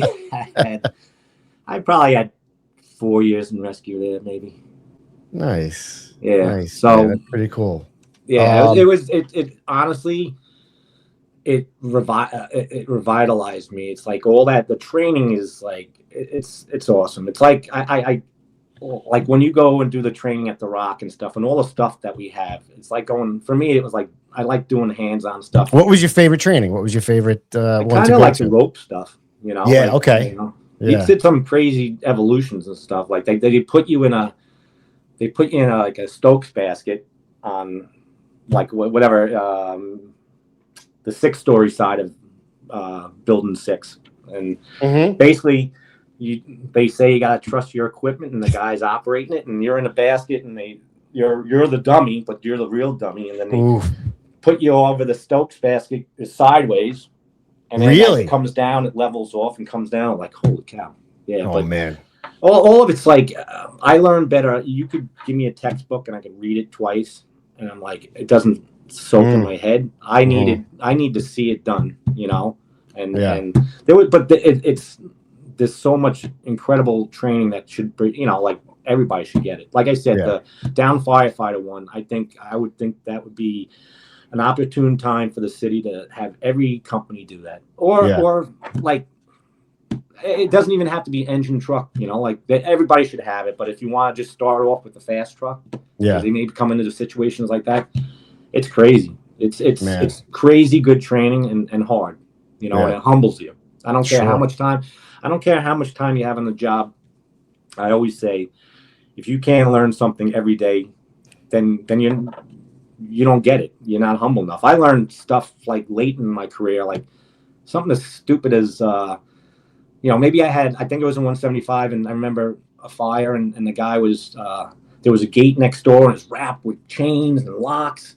So I'm going right for the lock, right? So I'm working on the lock, and then a guy goes over and he takes his Halligan, he pops up the pins, the bottom and top pin, pushes the door down, and I'm like, oh, that's ingenious, right? Oh, I should have thought of that. Yeah. And also the same thing is if you screw up, you could screw up with time on the job, but as long as you don't repeat that, you know, like say you screw up, maybe you were out of position, you should have been, or you should have done this or whatever, just don't do it again. If you don't learn from that, you know, or you say, oh, whatever. You know, I'm sure you guys sit around, you know, the kitchen after a job, and you critique the job and you go over what everybody did, and you know, as we did. And the first thing I always remember if I fuck up is take accountability for it. Go, I was in the wrong spot, or when I tried hooking up, I did this, or I made the wrong move here. And guys are like, okay, you learn from it. We can work with that. Don't do it again. But you know, when the guys lie, like, oh, no, I was where I was supposed to be. We all know where you were, man. Like, it's absolutely. You take accountability, and that's a big part of this job, and you learn from it, right? Yeah, man. What's the day-to-day routine in a rescue? Like, I know you guys got to train. You do some sort of drill every day. We would do a drill a day, and we go around the room. All right, what do you feel like doing today? But it's good.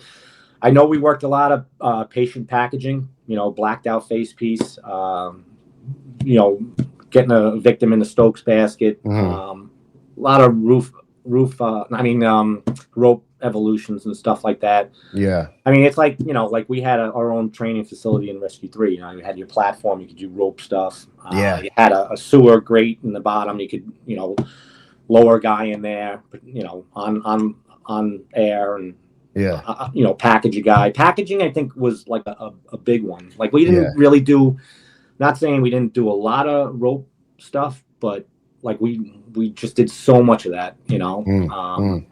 Really prioritized like ropes and packaging, getting people out. Like stuff that you like firematically, you really, what are you going to drill on, you know? But we're there basically to save firemen or victims or whatever, or civilians, but most importantly firemen. So we want to get it right, you know, like it's got to be second nature. Now rescue companies' rigs are a little different than an engine in a truck. How long did it take you to get used to standing in the rig, the back of a rig like that, getting your gear on and everything? Honestly, I think that kind of saved us time. Like instead of getting your gear on in the firehouse, now you're putting your stuff on. But for me, it was just knowing where everything is. Like there's so many tools, right? I mean, it's like I can't even reach the top to get some of them things. I need a ladder to get up there to get some tools. Yeah, there's so many compartments, and then before they had a second rig, like a spare rig. Sometimes, like if that rig went out of service and they brought one from the Rock or whatever, we'd have to strip that thing down. We have to strip the rig down, take all the tools out. Meanwhile, you're out of service for as long as it takes you to. We would try to get the firematic stuff on. I think even EMS stuff and scuba and hearing a before job anything coming, else in case a job comes in. hearing the fire come in when you're stripping the rig is the worst. Stripping that rig with all the compartments, the underbelly, everything. It was brutal. And so then they end up having one of the old spare rigs, and then we would keep it in quarters, Yeah. And then you switch your firefighting gear over and a couple other things, but it's kind of they're complementary to each other. The same amount of tools, Yeah. But what a pain, especially like a 90-degree night and you're stripping this thing and you haven't eaten, and I'm like, God dang. It's the worst. Stripping the rig, I mean, the engine's a little different, because we got all that hose. We don't have a lot of tools, but stripping the rig at 2 a.m. was always like, God, this, the truck guys would be like, oh yeah, we'll help you, Yeah, right. I think the hardest thing to do while responding, like, is to say you have a rope job and they had these harnesses that we would keep in these duffel bags, and like you got your bunker pants on, you're trying to put the harness on, and the loops are all over the place, and it's like, but then they have the ones where you convert your personal safety rope to a harness, like I think it's 3-point harness or something like that. So you just clip, come over, and but they had the old ones, and it's like if somebody put it back in the bag and it's all over the place, it was like, and then you get a chauffeur that's taking turns, and you're like just all over the place. You need like the subway things to when you're on the subway. Yeah, we had a guy. So the way it's set up is that bench seat on the right hand side. Yeah, okay. You're facing the side of the rig. And I remember this guy, Tommy Fredette. He invented. We took some webbing, and he invented like there's a handrail on across the way, and he made like a loop. So we're on the way back from a job, and he would put his feet in between the harness, like a rest. He'd have his leg up like this. Like a hammock. Wow, that's genius. Leave it to a fireman to invent something to how to rest better. That's great. You should patent that on Shark Tank. Can you talk to the, how in an engine or a truck you can talk to and see the bosses? It's open. Is it open like that in the they had old rigs like that, but the newer rigs, it's just the PA system in the back. Okay. Yeah. So you could talk to the boss or the chauffeur. Yeah. Oh, cool, man. Now, all right. So I want to talk about real quick before we start getting into pictures and stuff. You were at a job where there was a rescue of 5 children on Liberty Avenue? Yes. I was in 175. It was myself, Joe Sardo was my chauffeur, and Jeff Olson, who was there on rotation. And Jeff later died. He was my good friend, but he died later in 10 and 10 during 9/11 attacks. So we had a detailed roofman, John Fowler from 176, who he went to Proby School with me, eventually went to Rescue 2, and Dale Scott. I think Dale Scott was from 164 and truck. So early in the morning, Liberty Avenue, we get reports of children trapped. Flying down Liberty Avenue, it's a 3-story building, power lines all over the place. There's people out in the street already. They're screaming. There's top floor window is roaring. I get to see silhouettes of people up there. There's a police officer on the Exposure 4 side building, and I don't know what he's doing there. He's nowhere. He's trying to reach over to somebody on upper floor window, but there was a gap between it, right? What kind of building was it? It was like a railroad flat, 3-story. 3-story. Yeah. And there was the power lines you mentioned. That was a big issue in huge. Queens, right? Yeah. Queens and Brooklyn were in Brooklyn. Yeah. So now the cops' car's on a hydrant, and we're screaming, whose car is this? This guy actually, I remember him taking a set of keys and throwing it down, telling one of the firemen to move it. So meanwhile, we know we have a rescue in place, right? There's no way we're putting a 35-foot portable up because the angle would have been crazy. It's chugging up there. Inside team was Dale Scott and Jeff Olson. They're trying to make a push with the boss was Mike Donlin. He was detailed too. So it's only me, Joe Sardo, and Jeff from our company, and it's all details.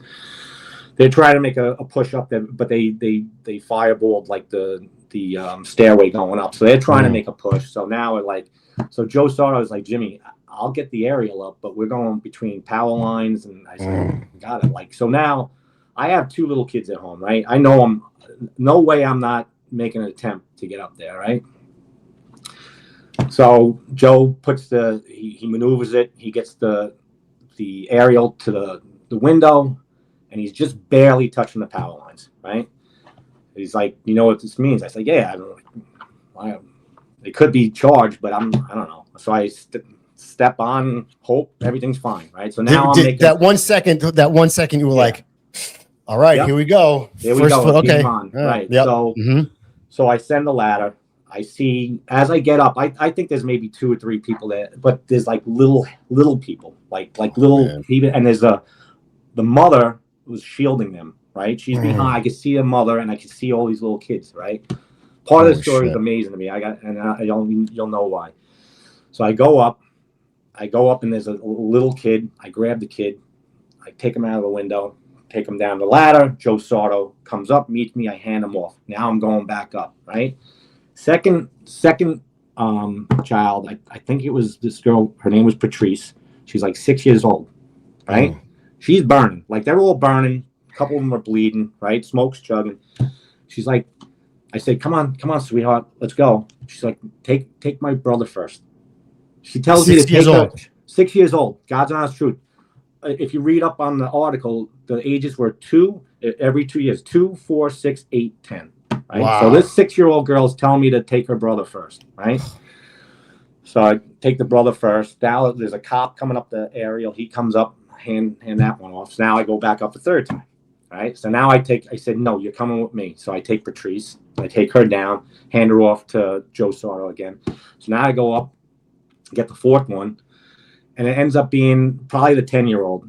Now, had a developmental issue, like maybe, like special needs and stuff like that. So he's like probably, I'm thinking 130 pounds, but he's like rubber, like his legs aren't moving. So now I'm getting them down the aerial, but I got him, but I don't have him, God, now the police officer's seeing I'm struggling. I got him, but he's starting to he's like marshmallow. I'm like, I got him. So we both get him, and we kind of got to get him down together. And now I go up to the last 2.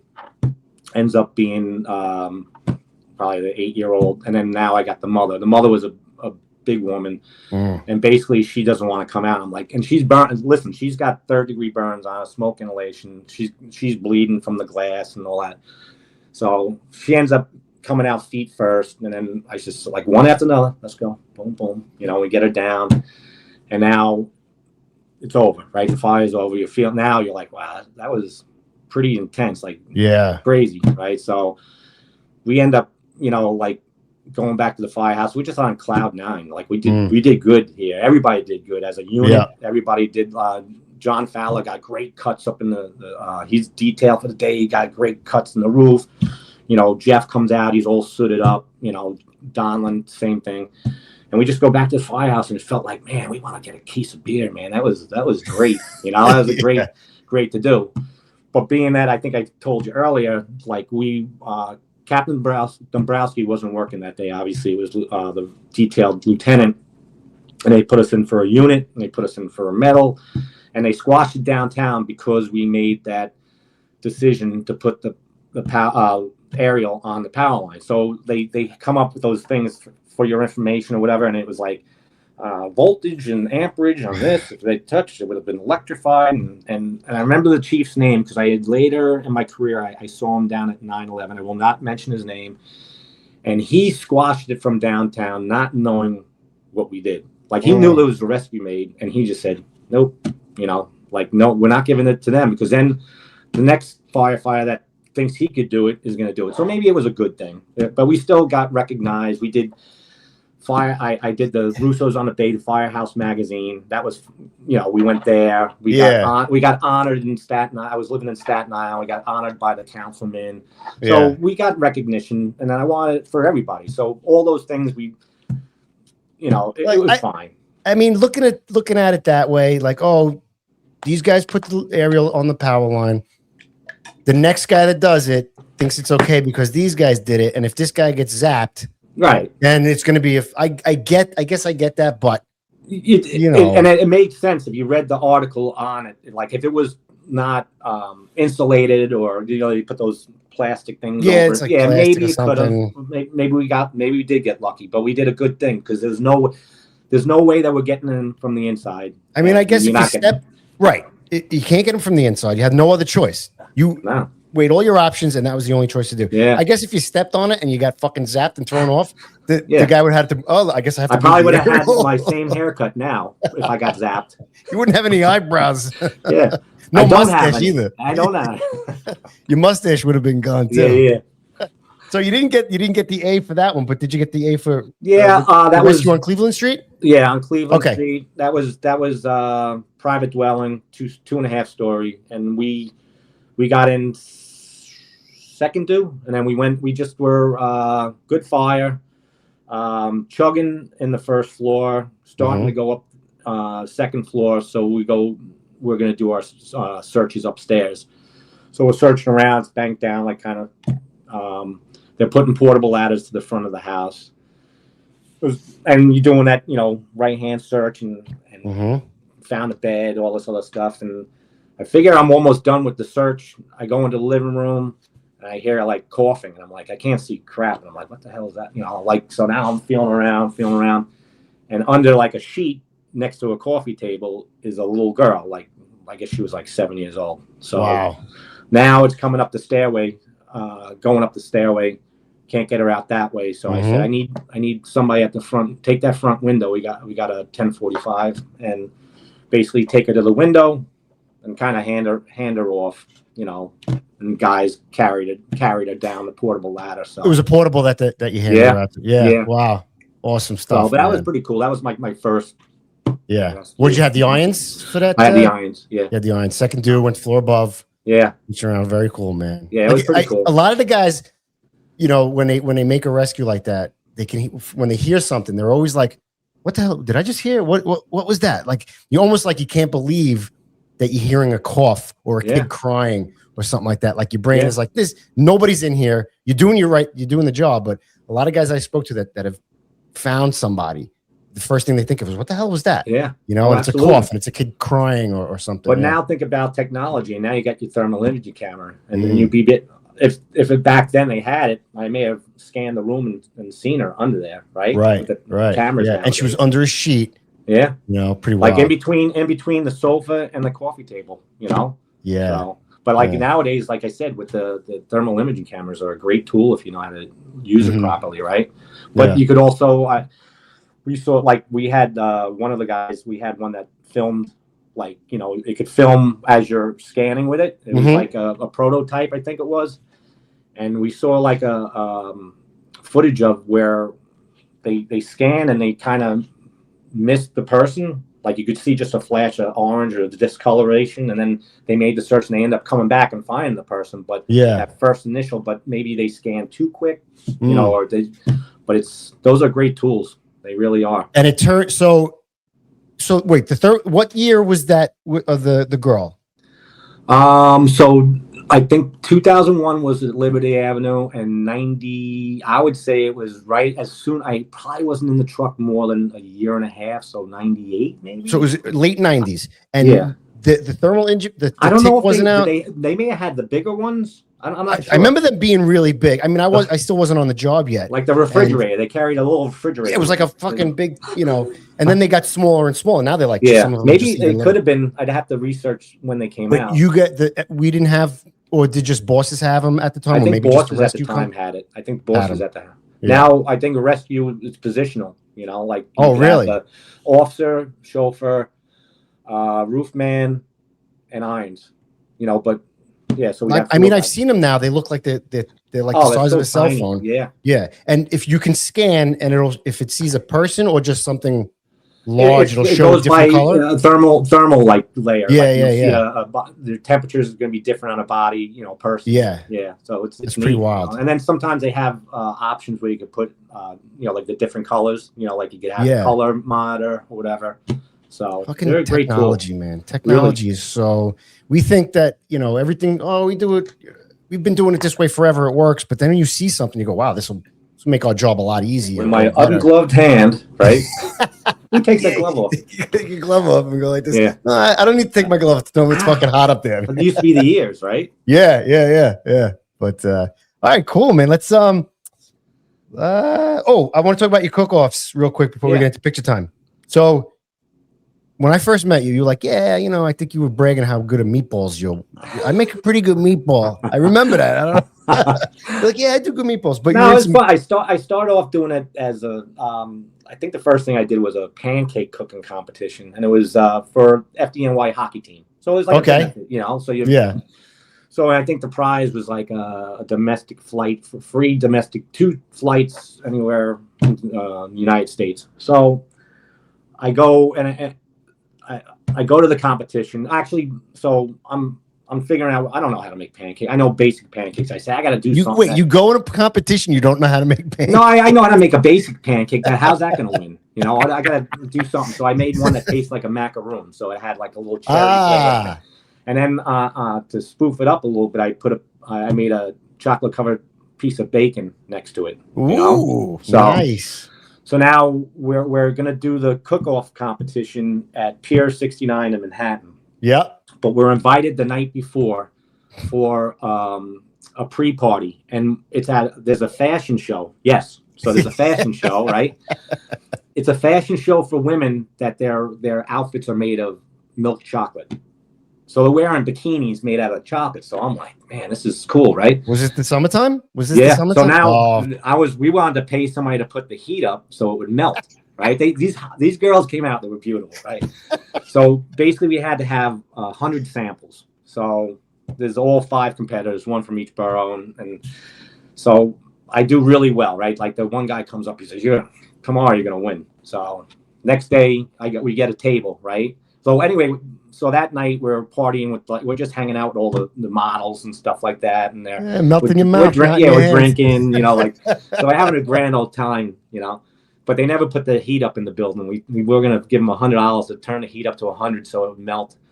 But so then the next day, now it's a competition. I got my family, I got cousins. We got a table of 10, and so you're on the stage, and it's got Jimmy Lowe, Ladder 33 at the time.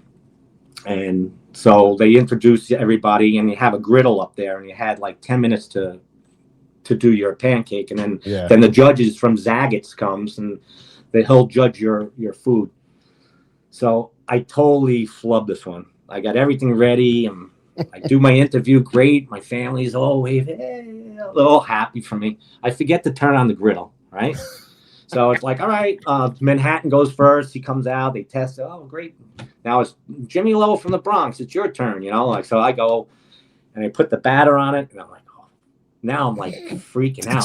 This is not going to be. It's just here. It goes. I'm like, oh no. I'm like, this thing is not going to cook in that 10 minutes. So I said, let me get the bacon ready.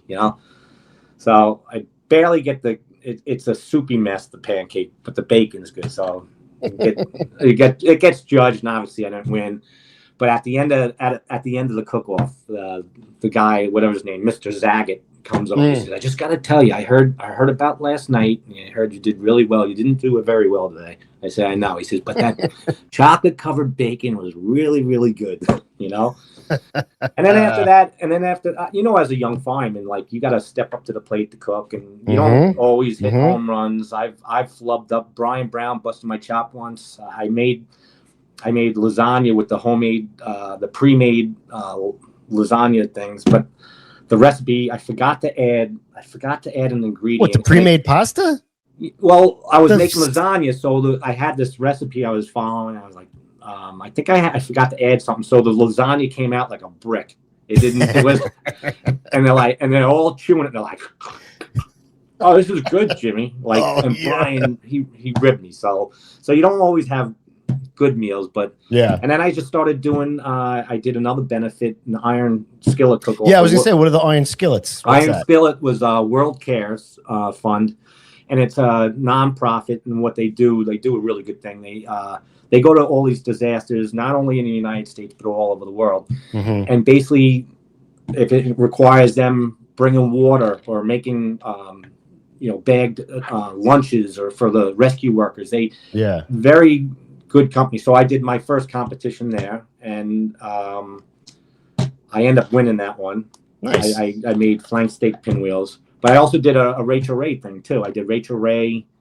I came in second there, but it's all about it. It's such a cool day because not only you're having fun with the guys, it's like being in the firehouse and you're busting each other's chops, all the other competitors, but you also have the night of the event, and it's a party. You can get a table of 10 people. You're eating, you're drinking for free. There's celebrities there. It's just it's a fun thing to do. It was fun, and then all for a good cause too. Yeah, all money raiser. And then I think even though I didn't win the Rachel Ray one, but I got a 55-inch flat screen TV for the firehouse.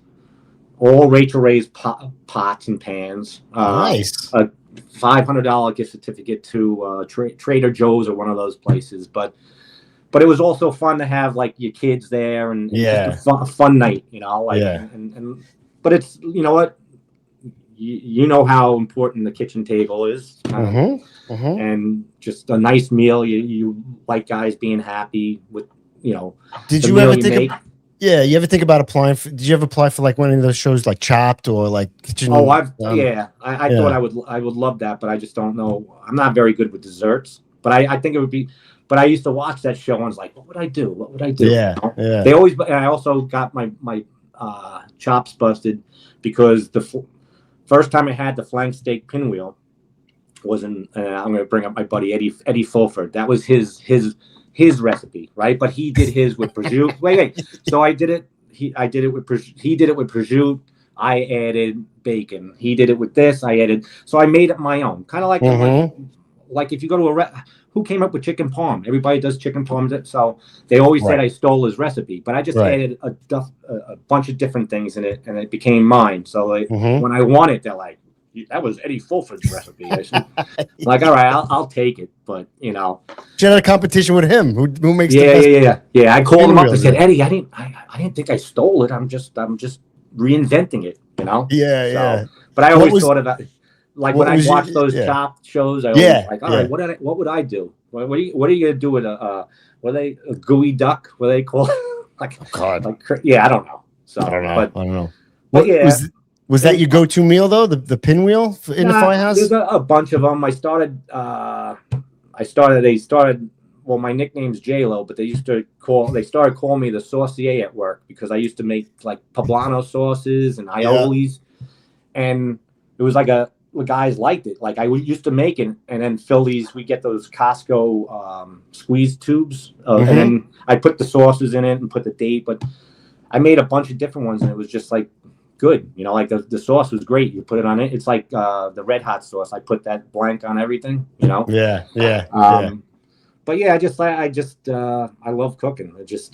I love cooking outside, you know, like barbecuing. I like to, with my girlfriend and myself now, I kind of, you know, she likes chicken and salmon, but how often can you have chicken and salmon? But I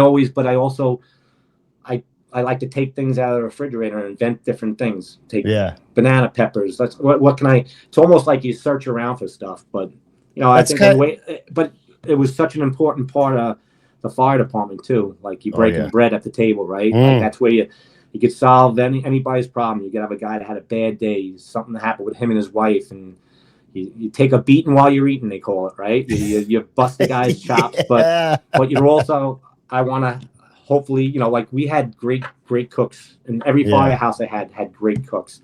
But you talk it, it's kind of like going to a fire. We're talking up. All right, what are we going to buy for lunch and dinner? You know, it's just a big part of the tradition of the fire department, and having a good meal, and maybe getting your ass kicked at a couple of fires. You know, it's funny. I think I know guys from other jobs or whatever, and especially a guy that retired off our job is now in another job in Tennessee, and he was like, they didn't eat together. They didn't have the traditions of our firehouses the way we do things. The guys are chart and getting the meal together and cooking it together and eating it together. A lot of these places, they do these A, B, C, D, and some of these guys don't even see each other. Right? Yeah, and they bring their own meals in, and it's not like meal prep. They don't meal prep together. They just eat their own thing when they want.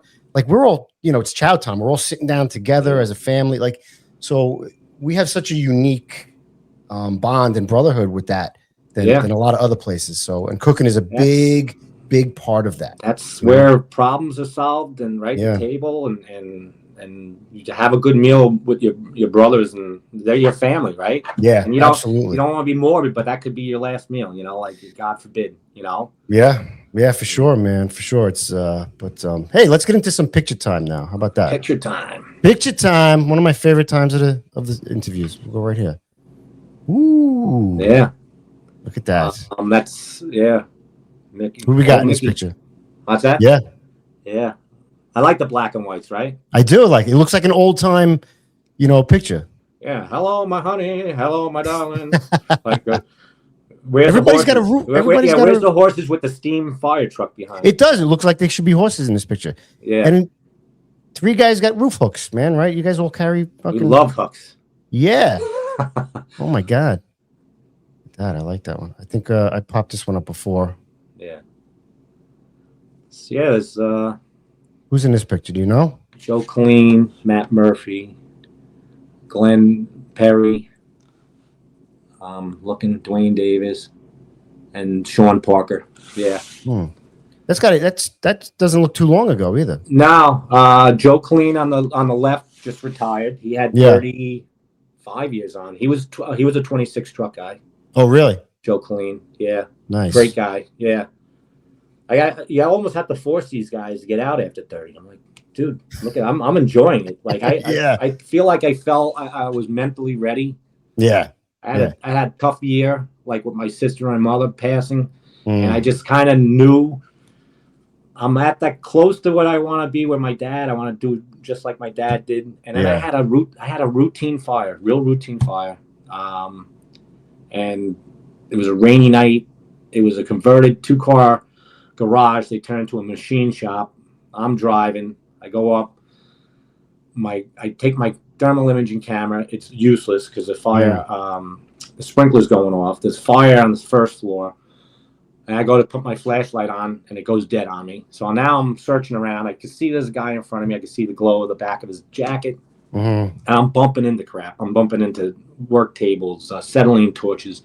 And it's a deep, like a long building, pretty deep. All of a sudden, I bump into something. I get knocked over by what later I find out is a heavy piece of sheet metal. Really? Now I get knocked down. My helmet goes flying somewhere. Now I push the thing off me. I push it up. Now I'm searching for my helmet. And for that split second, I had a little pucker effect. I'm like, where am I? What direction am I going? I can't see anything. And I know I got plenty of air, so I'm not going to panic. But I'm just like that. It's just like, I'm like, man, a routine fire like that. Now, it took me a while to kind of listen for the hand line. I started walking my way towards what I heard. But it took a while for me to figure out which way I was going, which is front, back, because it knocked me on the ground. And I'm like underneath something. But then I was like ready. I knew it was getting close. But then I started having a lot of more fun again. You get that thought in your head, and like a week later, you go to a couple of good jobs, and you're having a lot of fun. I'm like, is it time yet?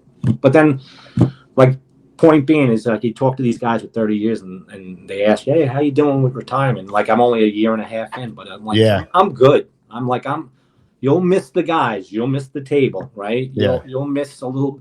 I'll see a fire on TV, and I'm like, man, I wonder if my groups are in, But also there's life after the firehouse, and you'll always be welcome back. You'll always have that family. You'll be invited to everything, and you'll always be known as the guy that was in the company or the companies you were in. So it seems tougher for a guy that maybe got hurt and had to do light duty, couldn't go, and wasn't ready to leave the job. Than a guy that worked in some really, really busy companies like yourself. Yeah. And you were like mentally like, okay, I think I'm winding down here. You kind of prepared yourself. I know a couple of guys that are just like, they got kicked off the job because they were hurt. They were like, you can't come back. And you're like, you're telling me I can't do the job that I love so much. It's tough for a guy like that. It's tough for definitely. I've seen a couple of them, and especially guys that spent so many years just waiting to get called to rescue, right? And then they get you're kind of on like an onion skin, and you're there for a little bit of time, and then you finally, all right, we're bringing you over. You're gonna get your front patch.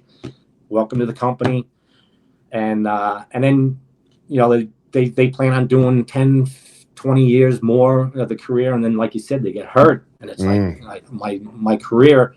I took so long to get here, and now I got to get out because I'm sick. Yeah, but as long as you gotta take care of your health. You know, yeah, you're no good. You're no good to guys if you're coming to work hurt.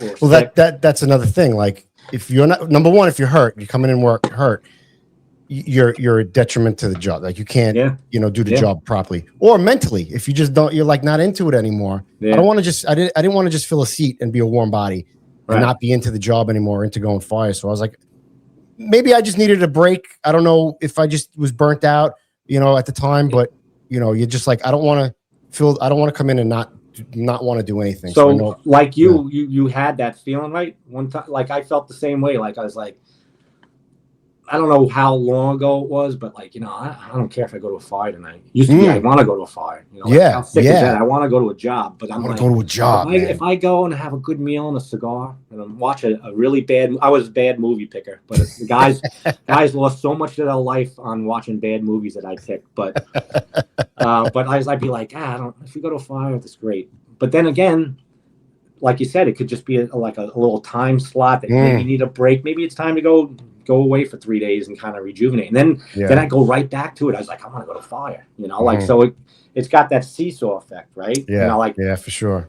So, yeah. All right. Who's this guy? We talked about this one before, but so this is great. So here's a great quote by Brian Brown. So this is during hazmat training when we're, going over the rescue. This is the hazmat is, I'm sorry. I hate it. I don't want to do anything about it. So, it's not for everybody. Crazy. You're going a couple of weeks, I think the training was. So this is one of those little safety tanks that if you have a person with one of those oxygen tanks in the hospital, if it's leaking or something like that, you put it in, and in Brian Brown's right hand is the ratchet, the wrench that you would tighten it in, So it looked like a motorcycle. So we were just, listen, anything to pass day around. We were pretending we were on a motorcycle. But Brian Brown said the best quote ever. He says, if I went to the doctor and they told me I had a week to live, he said I'd sign up to do the hazmat class because it felt like a year.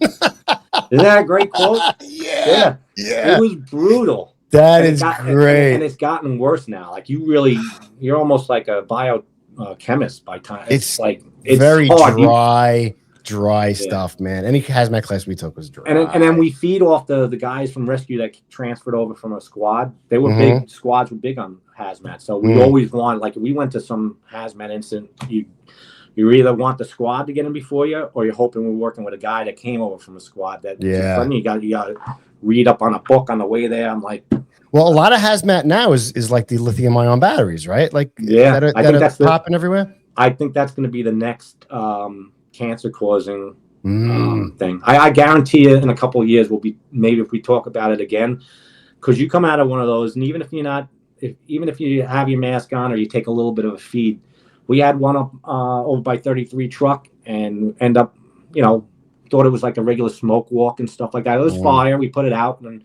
you take your mask off. A bunch of us on the rig were coughing for probably over a week. It was bad. So I think that's gonna be one of the things that we're gonna get sick from. Although can't be fucking good. Cannot be fucking good.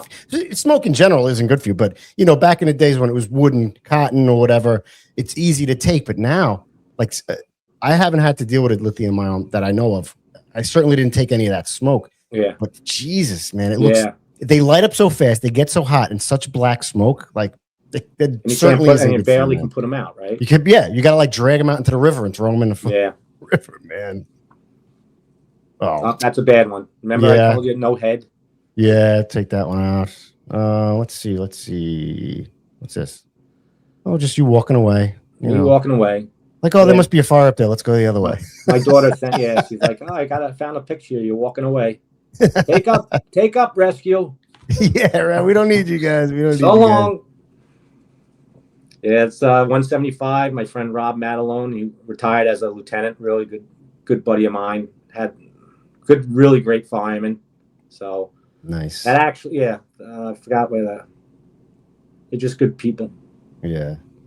Let's see. I still had a cheesy mustache. That's Mike Myers right there. Oh shit! Yeah. Yeah. Nice. We had a fire in an old school, right? Yeah. And after the fire, good job. You can see Hank Mellon, great lieutenant behind us. We at this fire, we're there for a while, and then somebody from another company brings out something that looks like honeycomb, and then they realized it was asbestos.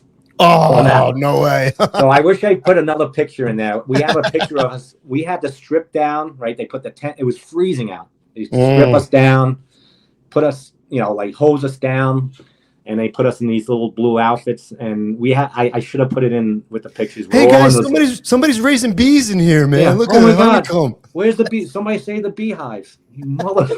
That's asbestos, you idiot. Yeah. So we were all in these little blue suits. We took a picture in front of on the apparatus floor. Yeah. Oh boy. And that was after the Liberty Avenue fire. The only one that wasn't there is John Fowler and Dale Scott, and God rest his soul. Jeff is the second from the right. Wow. Now the job. That's at the job. And John Fowler, I don't know. He's probably still up on the roof. So, I didn't even know. I forgot Dale Scott was a probie that day. Wow. He hasn't come down off the roof yet. Yeah, he's still on the roof. Oh, glory from the Glory Days. Dan Potter, big Facebook page he's got. Always my buddy, see that name name below. Dave Bookstave was that my friend who he's been buffing since 18 years old. And when I say like a legitimate, like with all the legitimate buffs like Harvey Heiser and all those guys. Yeah, he had a car like an Interceptor with a light, and he had radios, and he has some really good. Man. He has some good stories though. He like when everything was burning, he was around. He was just a buff. He wasn't a fireman. He was no. He ended up going to EMS. I think he was he worked for EMS, and I think in regards to telling the news what they could post and not post. Like I guess they're PR maybe. Yeah, so like media representative. Yeah, like the fire department media. Yep. Something. Let's see one more here. Yeah, that's Terry. Okay, so Terry Quinn's on the left. That's myself. Terry Quinn was in the Atlantic Avenue fire. He got caught in the collapse. Him and Brian Baker were in the same rubble, getting burnt up. And wow, Brian Baker, if I have it correctly, was the reason he got so many burns on his hands. Is I think Terry was buried, and he was trying to put the fire out by Terry, but Terry got pretty burnt. I think to this day, he may still wear like this whole like a bodysuit. Yeah, but yeah. So that was. So he never came back to the job after that, did he? Or? No. Oh man. I had just gotten off that morning. A buddy of mine, Frank Boccia, was relieved me. Go all the way home. I think at the time, I probably just had my daughter Megan, and about I don't know at. Sometime at night, I get a call from our senior man, Gene Dioria, and he's like, Jimmy, we want you coming to the fire, make your way to the firehouse. I was like, what's up? He says, there's been a bad fire, and a couple guys are hurt. I don't want to elaborate on it, but just get yourself here. He said, I was taking care of my daughter at the time. I had to call my father-in-law at the time and tell him to come to the firehouse. My wife at the time was working in the city. So I had to have him come babysit, and I drove to the firehouse, and it was just like everybody came in and still waiting on word what happened to these guys, So it was a tough time. And then I don't know if you remember that fire. They didn't investigate. They were going to do an investigation like 2 days later, and unbeknownst to them, they tore down the building before they could investigate, like go through the building and stuff. Oh, yeah, really? Oh, yeah. Wow, there was some. Either that was probably shoddy building or something like that. I mean, I would hope that was just a miscommunication and not somebody tearing down that building on purpose. Before and then Brian Baker became a fireman, and then he became a lieutenant. And I don't know if he's retired now. He may be retired. So interesting. Tough one. Interesting. Yeah. All right, so listen. Before we get going, I want to ask you one more question. This was great, dude. Look, you see how quick awesome. 2 hours ago. Yeah. Really cool pictures, everything. I really appreciate you coming on. I appreciate you. Great to hear. Thank you. Hearing your stories and stuff. I mean, we've known each other, but I never really spoke like this to you about it. But I just spotted you at the gym. Yeah. Now I can't even bend over from the freaking deadlifts I was doing. Oh God, it's so funny. But what advice do you give to a guy looking to go over to rescue, a rescue unit? What's the process? How does he prepare? Who does he talk to? How to fit in extra, because you came from some really busy companies and you got to rescue when you had 15 years on. You were pretty close, very close to a senior guy. Like in my house, 15 years was senior because guys, the turnover was so quick. But what kind of advice do you give to a guy that's looking to get into a rescue unit?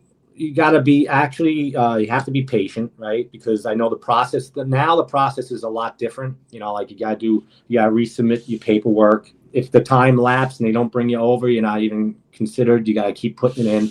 So it could kind of wear down on guys. Whereas you just got to be resilient, and it really depends on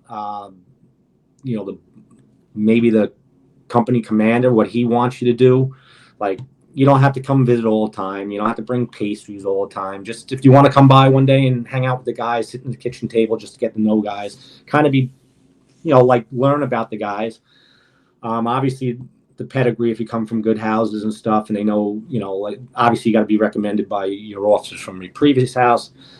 You just have to be persistent. I mean, for a guy with 15 years on to go to rescue, I felt at the time I still had to prove myself. Obviously, they'll see the pedigree, and came from really good houses. But I also feel like I don't want to be overbearing and like too anxious, because now, like I said earlier in the conversation, you're not doing first and second work. I got to learn the rescue way and what we're supposed to be doing, and kind of fit in without, they see that your front piece, you got to kind of carry yourself maybe a little different. You always have company pride, but you just don't want to overstep yourself. But just be persistent, not too much. It'll come. I mean, there's how in your company, you probably go back and I don't know who this guy is. Where do you yeah, you're doing what, 3 years you're out, right? Or maybe a little longer? 4 years. I'm out 4 years. So you probably go back and it's all new faces, but and just be prepared. Like if you I was asked, like, do you have a side business? And at the time, maybe I was doing stonework and stuff. And are you willing to, like, the training's going to take you away, and make sure, and an important thing, make sure it's okay with your girlfriend or your wife, your kids, because you are going to be dragged away from your home a lot to go to all this training. Like I said, there's tons of training. It took us, we were lucky it only took us a year, but that's nonstop. Barely in the firehouse. We're new guys. We worked in the firehouse a handful of times, but you're going to be doing a lot of training, and you're going to get your butt kicked, doing some of it. But just going with an open mind. When you do get called, go with an open mind and learn. You're going to learn a lot of stuff, and it's going to be overwhelming, and you're not going to get it all right away. It's got to be repetition. And that being said, a lot of the training that we go through, you refresh. You go back 2 years and re-up on this. You go for a day of training and redo it, because you forget stuff. And if you're not doing it all the time, common nature is like you're going to forget things sometimes. So it's just repetition. Yeah, like it's a big commitment. It's a commitment. Especially the first year or two, right? Yes.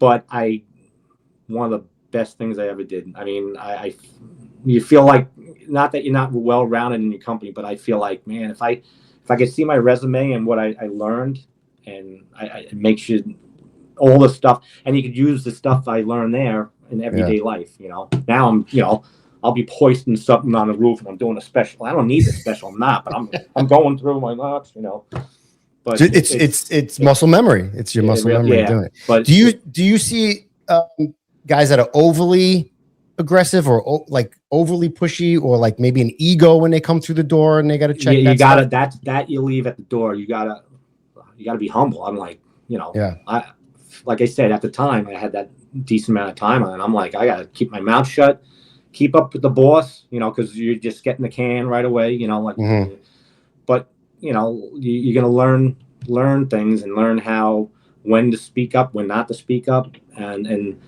they basically even the newer guys come in and you say, listen, you're not going to get this right away. Like don't expect to pick. Everybody's going to throw in a drill, right? And you get to learn this, and then I knew I'd go home and be like, and then you get paperwork on it, like you could read up on it and stuff like that.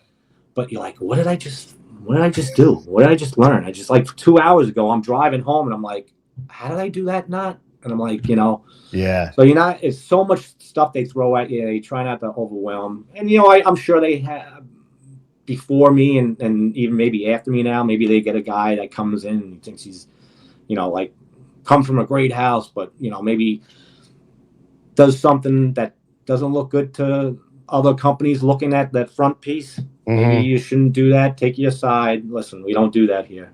This is how we kind of want to be stealthy, out of sight, out of mind, filling in where other people aren't. Like if first, second do companies, like I say, all right, let's get some portables. We do anything, Yeah. So just got to kind of be. You're in a new team. You're on a new team now, and it's a little different than what you're used to, and that takes a lot. Like, I'll go back real quick again. The same thing. Like when I came from Brooklyn and came to the Bronx. Now we're second due to a gas leak. Guess who's trying to get off the rig? Brooklyn guy. I'm like, it's like, whoa. What are you doing? What are you doing, dude? I'm like, what? You don't get off for gas? No, they got it. Yeah. Like it was like, wow. I had to put on the brakes. Brooklyn, like, you know how it's done, like, done a little differently. Reputation. It's like, let's do everything. So, and then I went to the Bronx. Like, wow, this is nice. And one other funny thing is, like, when I was in Brooklyn, we had a military guy, and we had to, you change the bunk beds every day. You do the sheets, and then you got to fold the sheets. He used to make us do like military, like fold the fitted sheet. Oh my God! That, right? The best thing the Bronx had was your sheets in a pillowcase. Bed in a bag. Yeah, bed in a bag. Right you in just there. shove them in. This is ingenious. I should have transferred a long time ago. I hated folding stuff. Yeah, no, I remember that same thing when I got up to home. I was like, wow, that's a great invention. Yeah, man. Awesome stuff, bro. I really appreciate you coming on. Yeah, Thanks so man. much, It was fun, man. It was fun, right? See? Yeah. A lot of guys are apprehensive, but once they talk, they're like, "Oh, this I definitely was a good." little bit," and I was like, you know what? I think it'd be kind of cool, like, and absolutely. especially like I'd be happy to show my kids and stuff like that. Yes, 100%, man. And it's just like you said, it's like being at the kitchen table at the firehouse shooting the crap. Just shooting the shit, man. Just and it was shit, easy. Man. Yeah, good stuff, easy man. peasy. Yeah. All right, bro. So before we go, like I said, don't hang up. Before we go, I want to thank the brand new sponsor of the kitchen table, Draeger. Really thank you guys for sponsoring the show, and good things to come from that company. The Airboss SCBA, made in America, made for American firefighters. Thank you so much, Draeger. But all right, everybody. Thanks for tuning in. Remember, it must be true. You're at the kitchen table. Thanks again, Jimmy. Appreciate it.